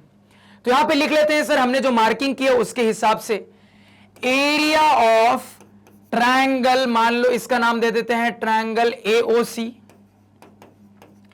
प्लस एरिया ऑफ ब्लैक वाले ट्रायंगल का मान लो ट्रायंगल BOC नाम दे देते हैं, area of triangle BOC, plus area of triangle, अब मान लो पर्पल वाले का नाम दे देते हैं triangle AOB, is equal to, ये क्या हो जाएगा सर, ये मेरे बड़े वाले ओरिजिनल राइट एंगल ट्रायंगल के एरिया के बराबर हो गया, यानी is equal to area of triangle ABC। इतना क्लियर है सभी को, ये यहां पे बोल सकते हैं।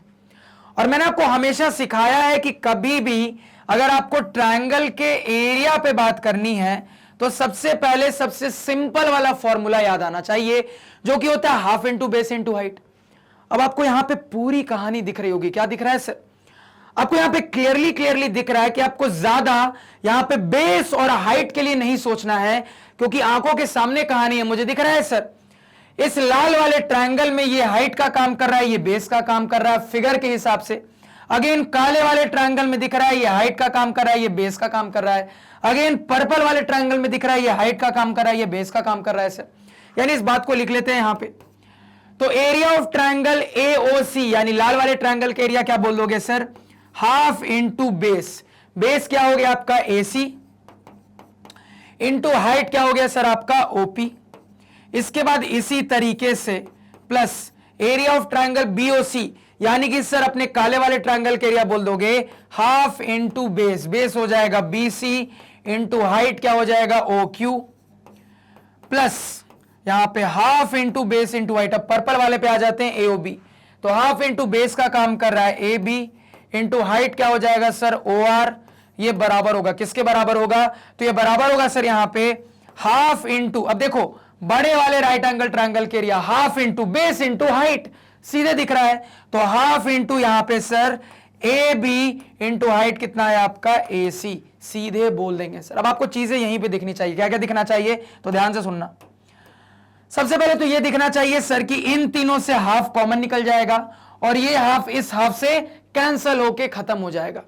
तो क्या क्या बचेगा, यहां पे आपके पास बचेगा sir AC into OP, AC into OP। अब ध्यान देना सर यहां पे AC की लेंथ गिवन है 8 सेंटीमीटर, तो 8 इंटू OP देखो क्या है सर, OP क्या है, तो OP ही तो मेरे सर्कल का रेडियस है। इसको मान लो मैं R बोल देता हूं, तो 8 इंटू R प्लस यहां से क्या बचा है सर, तो अगेन हाफ कैंसल हो चुका है।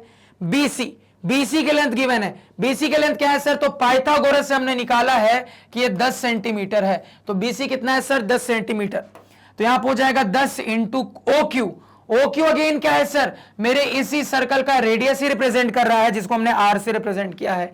आगे क्या है सर प्लस यहां पे अगेन हाफ कॉमन होके कैंसल हो चुका है। AB की लेंथ गिवन है 6 सेंटीमीटर, तो 6 इंटू OR अगेन क्या है मेरे सर्कल का रेडियस ही रिप्रेजेंट कर रहा है, यानी 6 इंटू R बराबर यहां से हाफ खत्म है। AB की लेंथ कितनी है सर, AB की लेंथ है 6 सेंटीमीटर इंटू AC की लेंथ है सर 8 सेंटीमीटर। सॉल्व कर लेंगे, R नहीं निकलेगा, बिल्कुल निकलेगा। सॉल्व करते हैं सर, ध्यान सुनिएगा, पहले इतना नोट डाउन कर लीजिए, सॉल्व करके देखते हैं। तो यहां पे अब सॉल्व करना स्टार्ट करते हैं सर। तो यहां से आपके पास आ गया है 8R plus 10R plus 6R बराबर राइट साइड में क्या हो गया सर आपका 8 6 जा 48 हो गया। तो यहां पे क्या दिख रहा है सर 10 प्लस 8 18 प्लस 6 कितना हो जाएगा सर, तो 24R बराबर यहां पे 48, तो 2 टाइम्स में कट गया, R बराबर 2 सेंटीमीटर। सेम आंसर इस मेथड से भी आ रहा है, फटाफट नोट डाउन करिए। तो ये वाला मेथड आपको बुक्स में मिल जाएगा सर, ठीक है। तो हमने इस पर्टिकुलर बहुत इंपॉर्टेंट सवाल को दो मेथड से सॉल्व करके देखा और दोनों ही मेथड बहुत आसान है, बहुत अच्छे से आपको चीजें यहां पे क्लियर हुई होंगी। तो फटाफट चीजों को नोट डाउन करें सर। तो दोनों मेथड से सवाल को प्रॉपर प्रेजेंटेशन के साथ सब्जेक्टिव वे में सॉल्व करना आपका होमवर्क रहेगा। अब अगर यही सवाल हमसे टर्म 1 में MCQ के फॉर्मेट में पूछा जाएगा तो कैसे कैसे पूछा जाएगा उसको समझते, ध्यान से सुनना। पहले बोर्ड क्लियर कर लेते हैं सर। अब अपने MCQs की कहानी को शुरू करते हैं। सबसे पहले MCQ के साथ फटाफट सवाल पे एक नजर डालिए, सवाल को पढ़िए सर। सवाल कह रहा है कि ABC is a right angled triangle, right angled at A. A circle is inscribed in it. The lengths of the two sides containing the right angle are 6 centimeter and 8 centimeter. The radius of the circle is what? 4 option आपको given है। तो यहां पे सवाल पढ़ के बहुत अच्छे से क्लियर हो रहा है सर कि अभी अभी हमने जिस सवाल को सब्जेक्टिव वे में सॉल्व किया है, बस उसी सवाल को यहां पे ऑब्जेक्टिव वे में पूछा जा रहा है। क्या रेडियस निकाला था सर, तो हमने अभी अभी कैलकुलेट किया है, रेडियस की वैल्यू आ रही थी 2 सेंटीमीटर, यानी कि ऑप्शन नंबर बी हमारा करेक्ट ऑप्शन होगा। फटाफट यहां पे चीजों को नोट डाउन करिए। तो अगर ये पर्टिकुलर MCQ आपसे बोर्ड एग्जाम में पूछा जाता है सर, तो याद रखना फिगर के साथ भी पूछा जा सकता है, फिगर के बिना भी पूछा जा सकता है। दोनों सिचुएशन के लिए तैयार रहना। नेक्स्ट MCQ पे चलते हैं, ध्यान से सुनिएगा सर। यहां पे अब ये रहा सर हमारा MCQ नंबर 2। अब यहां पे जिस तरीके से मैंने आप लोगों से सवाल पूछा है सर, फिगर का देना जरूरी है। ये पहले ही जानने ला कि जिस तरीके से यहां पे मैंने सवाल पूछा है सर, फिगर का होना पहले से जरूरी है। यानी कि अगर ये एमसीक्यू नंबर 2 आएगा तो फिगर के साथ पूछा जाएगा सर। इस चीज को लेके मेंटली प्रिपेयर्ड रहना। क्लियर है? तो फिगर आपके सामने है। अगेन सर, जो बेसिक सवाल है ना, वो बेसिक सवाल वही सेम है, कुछ अलग नहीं है। बस यहां पे लास्ट में जो चीज पूछी जा रही है वो मैंने बदल दी। अब क्या पूछा जा रहा है? तो फिगर के लिए आपसे पीसी की वैल्यू पूछी जा रही है। फिगर में देखिए सर, यही लेंथ है आपकी पीसी, इसी पीसी की वैल्यू पूछी जा रही है। क्या बता दोगे? तो अभी हमने जो इतनी सारी एनालिसिस की है उससे मुझे बहुत अच्छे से पता है सर कि रेडियस आया था 2 सेंटीमीटर, यानी कि ये 2 सेंटीमीटर, ये भी 2 सेंटीमीटर, ये भी 2 सेंटीमीटर, ये भी 2 सेंटीमीटर सर। तो पूरा 8 है जिसमें इतनी दूर 2 है, तो ये बची हुई लेंथ कितनी हो गई सर? 6 सेंटीमीटर। तो पीसी कितना बोल दोगे? 6 सेंटीमीटर। तो correct option, option number B, 6 centimetre. फटाफट इस एमसीक्यू को भी नोट डाउन करो सर। थर्ड एमसीक्यू देखते हैं, ध्यान से सुनना है। यहां पे थर्ड एमसीक्यू देखो, यहां पे क्या है, इसको पहले यहां से क्लियर कर लेते हैं। अब ये यहां sir MCQ number 3, again notice कर रहे होगे बेसिक सवाल वही सेम है, बस लास्ट वाली चीज जो पूछी जा रही है वो मैंने बदल दी। अब यहां पे मैं आपसे बीआर की वैल्यू पूछ रहा हूं। बीआर ढूंढिए कहां पे सर? तो ये रहा बीआर। ठीक है सर, तो बीआर की वैल्यू क्या बता दोगे? यहां पे फटाफट जवाब दो सर। तो बीआर का मतलब बैटल रॉयल मत समझ लेना यहां पे। अब देखो यहां पे बीआर का क्या मतलब है, ध्यान से सुनना। तो अगेन जो हमने एनालिसिस की उससे मुझे पता है सर कि रेडियस 2 सेंटीमीटर आया था, मतलब कि अगर ये एक स्क्वायर है तो ये भी 2, ये भी 2, ये भी 2, ये भी 2। तो सर पूरा का पूरा 6 सेंटीमीटर है जिसमें इतनी दूर 2 है, यानी ये बचा हुआ लेंथ 4 सेंटीमीटर हो जाएगा। तो बीआर की वैल्यू 4 सेंटीमीटर। सही आंसर क्या दिख रहा है sir? Option number C, 4 centimetre. फटाफट नोट डाउन करिए। अब चलते हैं एमसीक्यू नंबर 4 पे। अगेन ध्यान से यहां पे भावनाओं को सुनिएगा। यहां पे सर इतने पोर्शन को मैं क्लियर कर देता हूं। देखो यहां पे एमसीक्यू नंबर 4, अगेन देख पा रहे हो सर बेसिक सवाल वही है, बस लास्ट की चीज जो पूछी जा रही है मैंने बदल दी है। बीक्यू की लेंथ बताओ क्या होगी? अब देखो बीक्यू कहां है सर? तो ये रहा मेरा बीक्यू, इसकी लेंथ पूछी जा रही है। अगेन बड़ी आसानी से कैलकुलेट कर सकते हैं। क्यों? अब ध्यान से समझना।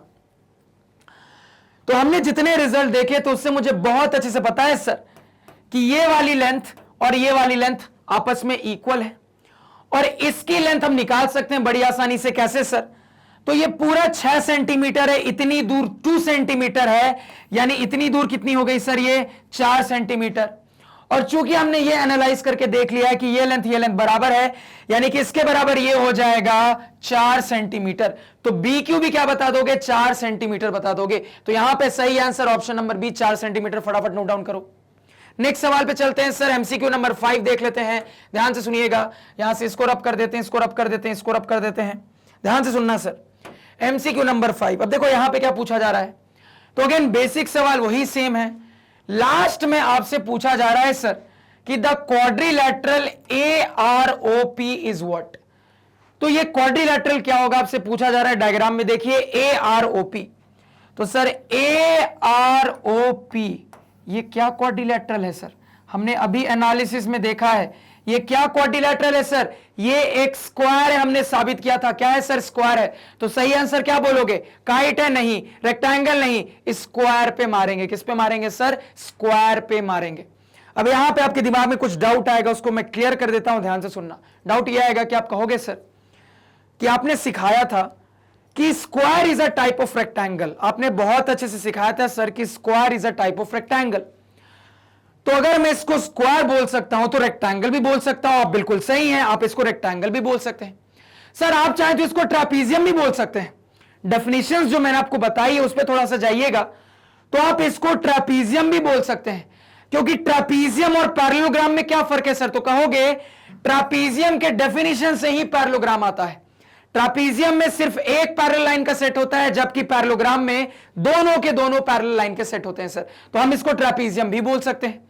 तो सही आंसर इस सिचुएशन में क्या टिक करेंगे? तो याद रखना, कभी भी अगर एमसीक्यू में एक ज्योमेट्रिकल फिगर क्या होगा यह पूछा जाता है ना, तो बिल्कुल स्पेसिफिकली जो फाइनलाइज्ड आंसर होता है ना उसी को टिक करना।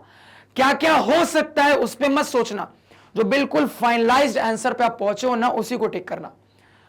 तो सर ये पैरेललोग्राम भी कहला सकता है, रेक्टेंगल भी कहला सकता है, स्क्वायर भी कहला सकता है। मेनली फाइनलाइज फिगर क्या है सर? तो फाइनलाइज फिगर के हिसाब से हमने इसे पर्टिकुलरली स्क्वायर साबित कर दिया है। स्क्वायर से आगे जा सकते नहीं सर, इसी वजह से बिल्कुल फाइनलाइज्ड आंसर को ही इस टाइप के सिचुएशन में टिक करेंगे, इसी वजह से हम सी को ही टिक करेंगे। इस बात को कॉपी पे नोट डाउन कर लेना कि कोई भी ऐसा एमसीक्यू का सवाल आता है जहां पे एक ज्योमेट्रिकल फिगर क्या होगा आपसे पूछा जाता है, तो जो बिल्कुल फाइनलाइज्ड आंसर होगा ना, हमेशा उसी को पहले ढूंढना, पहले उसी को टिक करके आना सर, जो कि इस केस के हिसाब से क्या है, ऑप्शन नंबर सी स्क्वायर। फटाफट नोट डाउन करो। क्लियर है सर? यहां पे इतनी कहानी समझ में आई। अब चलते हैं एमसीक्यू नंबर 6 पे। अगेन कहानी को यहां पे ध्यान से सुनना है, इसको पहले क्लियर कर लेते हैं, यहां से इसको भी यहां से क्लियर कर लेते हैं। अब देखो यहां पे एमसीक्यू नंबर 5 क्या कह रहा है। तो अगेन बेसिक सवाल वही है। अब देखो यहां पे कुछ एंगल के टर्म में कहानी चल रही है, कैसे, ध्यान से सुनना। तो बोला जा रहा है if angle COP is equal to Y degree. तो पहले एंगल सीओपी कहां है? तो एंगल सीओपी ये रहा सर। ये एंगल कितना है, इसको अभी मिटा देते हैं सर। तो एंगल सीओपी कितना बोला जा रहा है, वाई डिग्री के बराबर है। अब आपसे एंगल पीओक्यू पूछा जा रहा है। अब आपसे एंगल पीओक्यू यानी कि ये ब्लू वाला एंगल पूछा जा रहा है। तो काला वाला एंगल आपको गिवन है, ब्लू वाला पूछा जा रहा है। अगेन आसान सवाल है, क्यों, क्या दिमाग लगाओगे? फटफट सबका जवाब आना चाहिए। कहोगे सर अभी अभी हमने साबित किया है कि ये जो सिमेट्रिकल टाइप के ट्रायंगल्स उसमें सीपी60 से या फिर सीपीएसटी से ये काला एंगल इस काले एंगल के बराबर हो जाएगा सर। यानी कि अगर ये वाई डिग्री है तो ये भी वाई डिग्री हो जाएगा।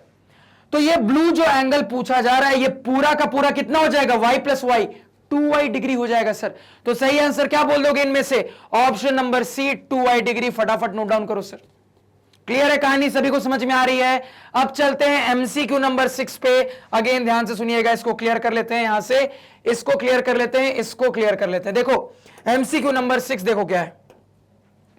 अगेन बेसिक सवाल वही है, लास्ट में देखो क्या है। तो आपको बोला जा रहा है यहां पे कि अगर एंगल सीओपी वाई डिग्री है, तो सीओपी अगर वाई डिग्री है, इसको मार्क कर लिया सर।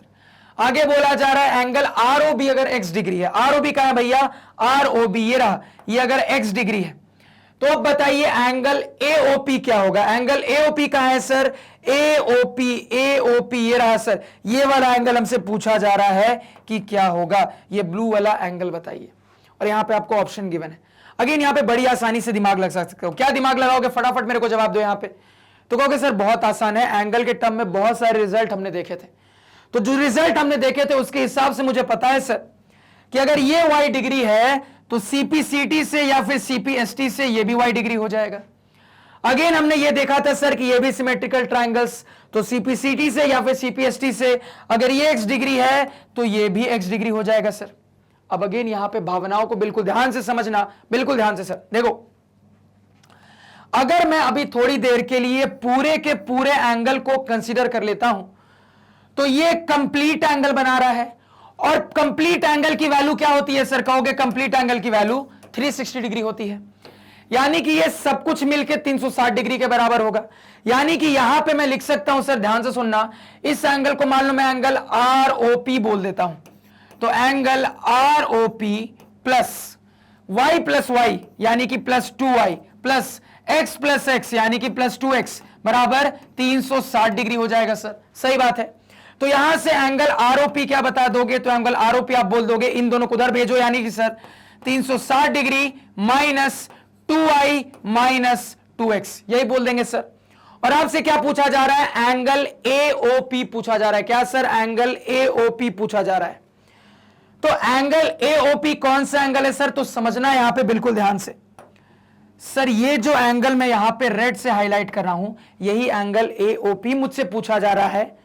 और मुझे ये क्लियर है कि ये रेड वाला एंगल इस पर्पल वाले का हाफ होगा, क्योंकि मुझे पता है कि सर ये भी यहां पे सिमेट्रिकल ट्रायंगल्स का सेट है। तो हम सीपीसीटी से या फिर सीपीएसटी से इस एंगल को इसके बराबर साबित कर देंगे।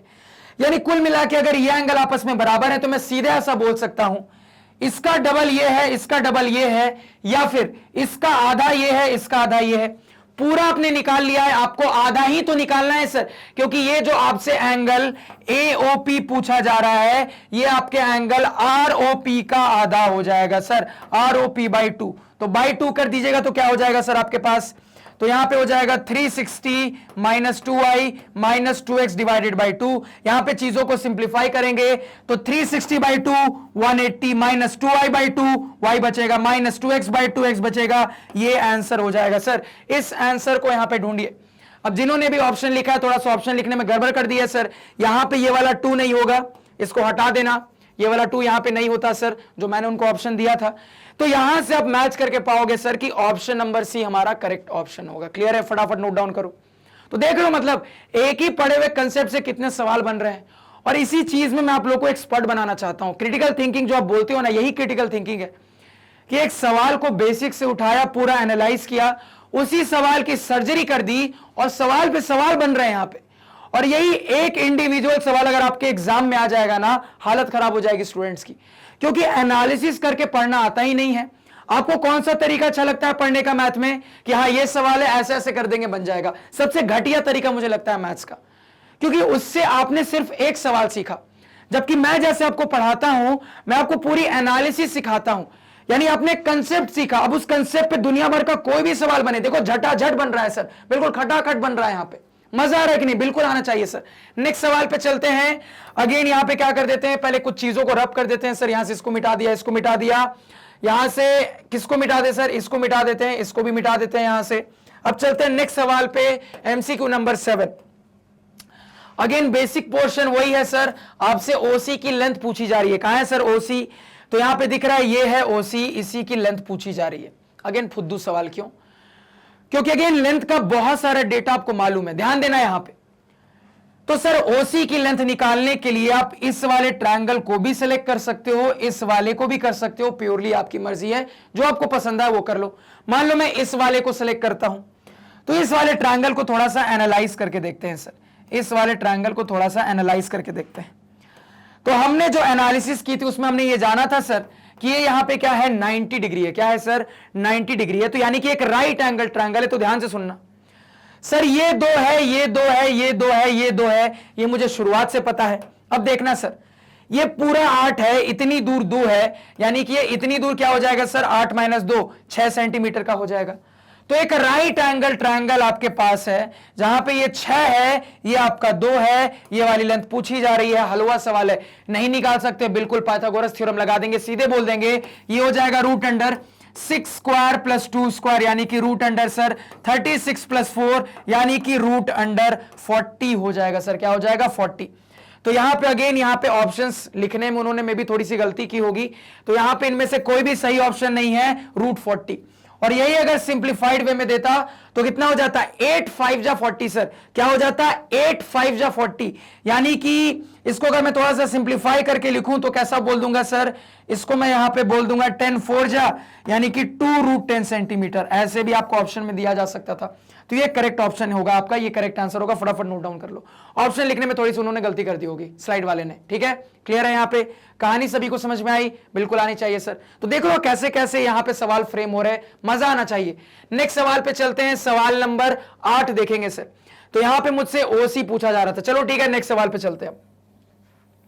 अब देखो यहां पे नेक्स्ट सवाल क्या है, तो सवाल नंबर 8 ये रहा सर। सवाल नंबर 8 अगेन सर बेसिक सवाल वही सेम है सर, बेसिक सवाल वही सेम है, लास्ट में बदल गया है, ओए पूछा जा रहा है सर। अब देखो ओए की बात हो रही है, अगेन ध्यान से सुनिएगा। ओए कहां है सर? तो ओए ये रहा, यहां पे ओए, यही लेंथ मुझसे पूछी जा रही है। अगेन एक आसान सवाल, क्यों? समझना बात को सर। ये 2 है, ये 2 है, ये 2 है, ये 2 है, यानी कि कुल मिला के मुझे दिख रहा है सर कि एक स्क्वायर जिसकी साइड लेंथ 2 यूनिट्स है, इसके डायगोनल का लेंथ पूछा जा रहा है। दिख रहा है सर आंखों के सामने। ओए क्या है? डायगोनल। तो यहां पे डायगोनल क्या बता दोगे? तो यहां पे क्लियर कट बोल दोगे सर, डायगोनल की लेंथ हो जाएगी रूट अंडर 2 का स्क्वायर 4 प्लस 2 का स्क्वायर 4, यानी कि रूट अंडर 8 सेंटीमीटर हो जाएगा, यानी कि sir 2 root 2 centimetre simplified form में। आंसर मैच करके देखिए, तो यहां पे दिख रहा है sir option number C, 2 root 2 centimetre हमारा आंसर होगा। फटाफट नोट डाउन करें। और देखो ये याद रखना कि अगर एमसीक्यू वाले पेपर में एग्जामिनर को आपको किसी सवाल में उलझाना रहेगा ना, तो वो जानबूझ के ऐसे ऑप्शन देगा जैसे मैंने यहां पे लिए, मतलब सारे ऑप्शन बिल्कुल मिलते जुलते हैं कि तुमने गलती की और तुम तबाह हो गए, तुमने गलती की, तुम सही जवाब पता ही नहीं कर पाओगे। देख रहे हो सब √2 या 2 वाले मैंने जानबूझ के ऑप्शन लिए हैं ताकि कंफ्यूजन क्रिएट हो। तुम यहां पे वो वाला जो स्टाइल होता है ना, जय माता दी ऐसे करके ऑप्शन सेलेक्ट करने वाला स्टाइल, वो काम ना कर पाए। तो याद रखना कि अगर किसी सवाल में फंसाना रहेगा ना, तो वो ऑप्शन जानबूझ के ऐसे देगा जहां पे आप अटक जाओ, बिना सॉल्व किए आपको क्लियर ही नहीं होगा सही आंसर क्या होगा। तो इस टाइप के सवालों के लिए भी थोड़ा एग्जाम में प्रिपेयर्ड रहना। कुछ ऐसे सवाल मिलेंगे जिनके सारे ऑप्शन मिलते जुलते रहेंगे, जहां पे आप अंदाज लगा के सही जवाब पता नहीं कर सकते। क्लियर हो गया? नेक्स्ट सवाल पे चलते हैं सर। क्वेश्चन नंबर 9 पे चलेंगे। इसको यहां से रब कर देते हैं, यहां से इसको रब कर देते हैं। क्वेश्चन नंबर 9 देख लेते हैं क्या है सर। MCQ number 9। अगेन पूरी कहानी वही है, लास्ट में जो चीज पूछी जा रही है वो बदल गई है सर। ओबी पूछा जा रहा है। ओबी देखो क्या है सर, ये रहा ओबी। अगेन ओबी निकालने के लिए इस ट्रायंगल का या फिर इस ट्रायंगल का इस्तेमाल कर लो, किसी का इस्तेमाल कर लो। मान लो यहां पे मैं इस वाले ट्रायंगल का इस्तेमाल कर लेता हूं, या ये छोड़ो यही वाले का इस्तेमाल कर लेता हूं सर। सिंपली डायरेक्टली पता चल जाएगा, यही वाले का इस्तेमाल कर लेता हूं।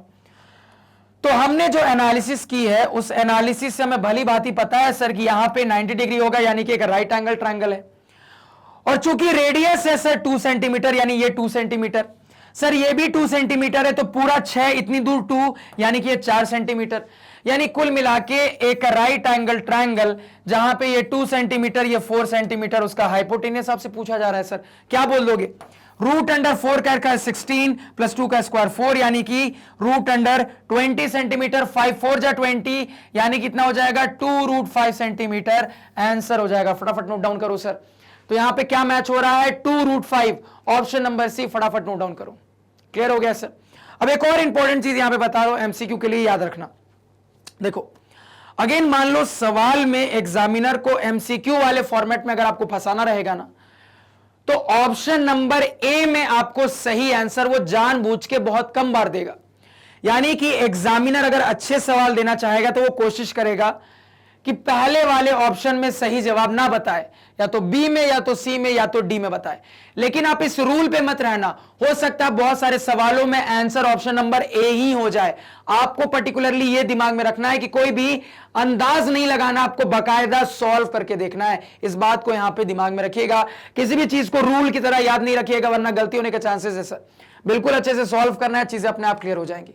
तो देखो मतलब एक सवाल से कितने सवाल निकल रहे हैं यहां पे एमसीक्यू के। नेक्स्ट देखते हैं सर, यहां पे 10th नंबर देख लेते हैं एक बार क्या सवाल है। इसको यहां से क्लियर कर लिया, इसको क्लियर कर लिया। 10th नंबर देखते हैं एमसीक्यू क्या है सर। अब ये रहा 10th नंबर एमसीक्यू सर यहां पे, और यहां पे एक अच्छा सवाल पूछा गया। देखो क्या पूछा जा रहा है, ध्यान से समझना। बेसिक सवाल वही है, आगे जाके आपसे एरिया पूछा जा रहा है। किसका? तो ट्रापीजियम का एरिया। कौन से ट्रापीजियम का?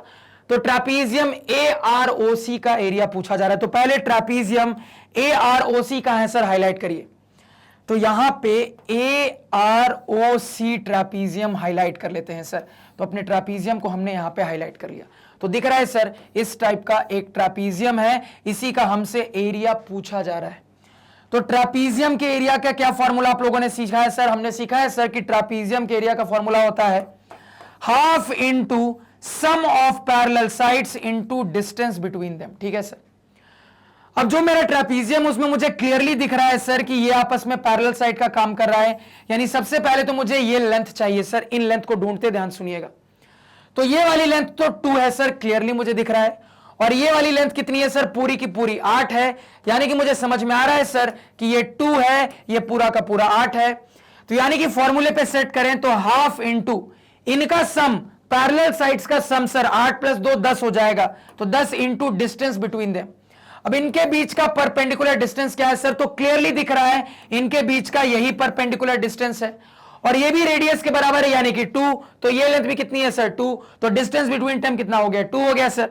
2 से 2 गया, आंसर आ रहा है 10 सेंटीमीटर स्क्वायर। तो ट्रापीजियम का एरिया कितना आ गया? 10 सेंटीमीटर स्क्वायर। तो सही आंसर क्या मान दोगे? Option number B, 10 centimetre square. फटाफट नोट डाउन करो। क्लियर है सर? अब देखो यहां पे सर, यहां पे अगर आप चाहते तो पूरे ट्रापीजियम का एरिया एक दूसरे तरीके से भी निकाल सकते थे। कैसे? तो ट्रापीजियम कैसे बनता है? तो कहोगे सर स्क्वायर के एरिया में ट्रायंगल के एरिया को ऐड कर देंगे तो भी ट्रापीजियम बन जाएगा। यानी स्क्वायर के एरिया बता दोगे, क्या बता देते?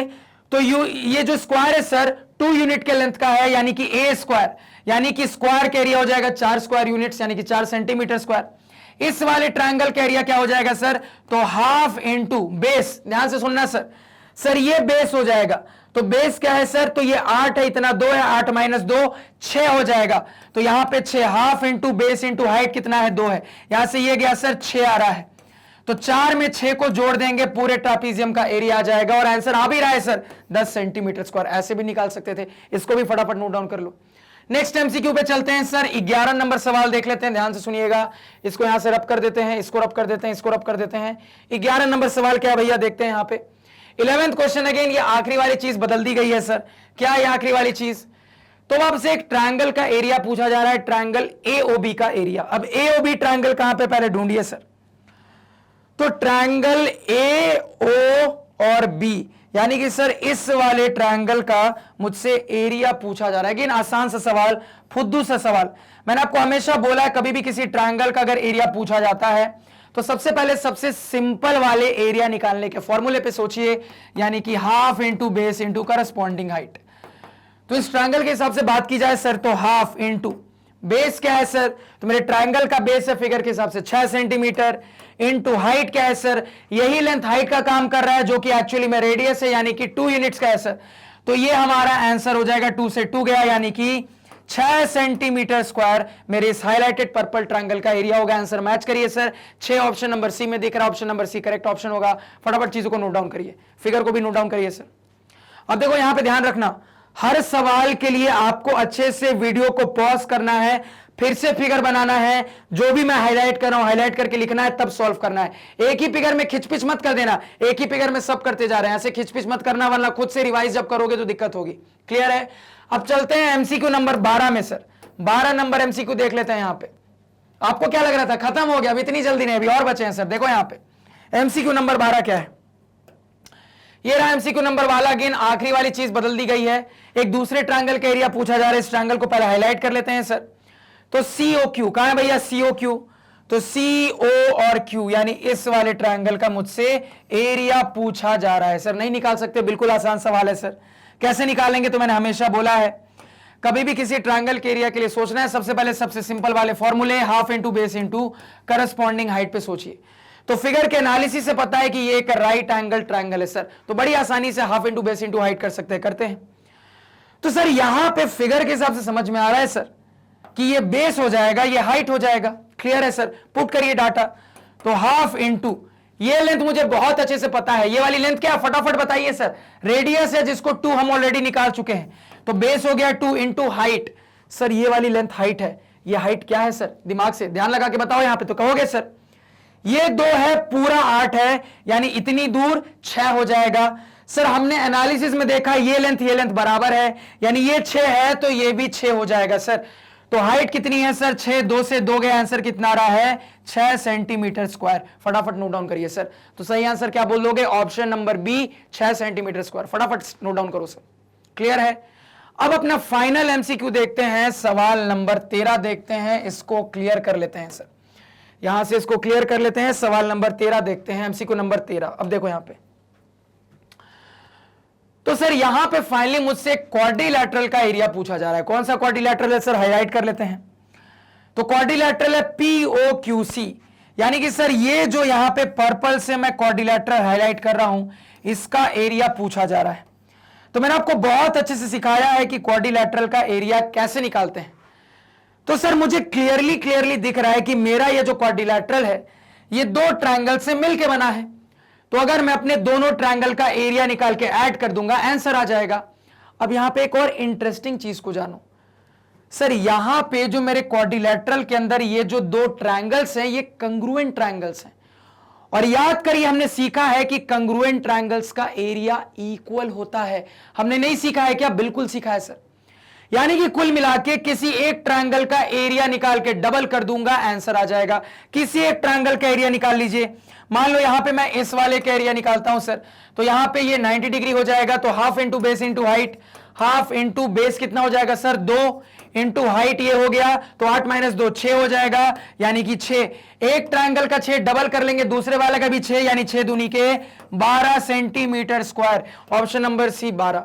आप चाहो तो निकाल के चेक कर लो, इसका भी एरिया निकालते क्या आता सर, देखो यहां पे ये 6 है तो ये भी 6 हो जाएगा, ये 2। इसका भी एरिया आता sir half into base into height, क्योंकि यहां पे परपेंडिकुलर हो जाता सर, तो 2 से 2 गया, इसका भी 6 सेंटीमीटर स्क्वायर ही आता है, ऐसे भी 6 + 6 12 ही आता सर, सेम तरीका।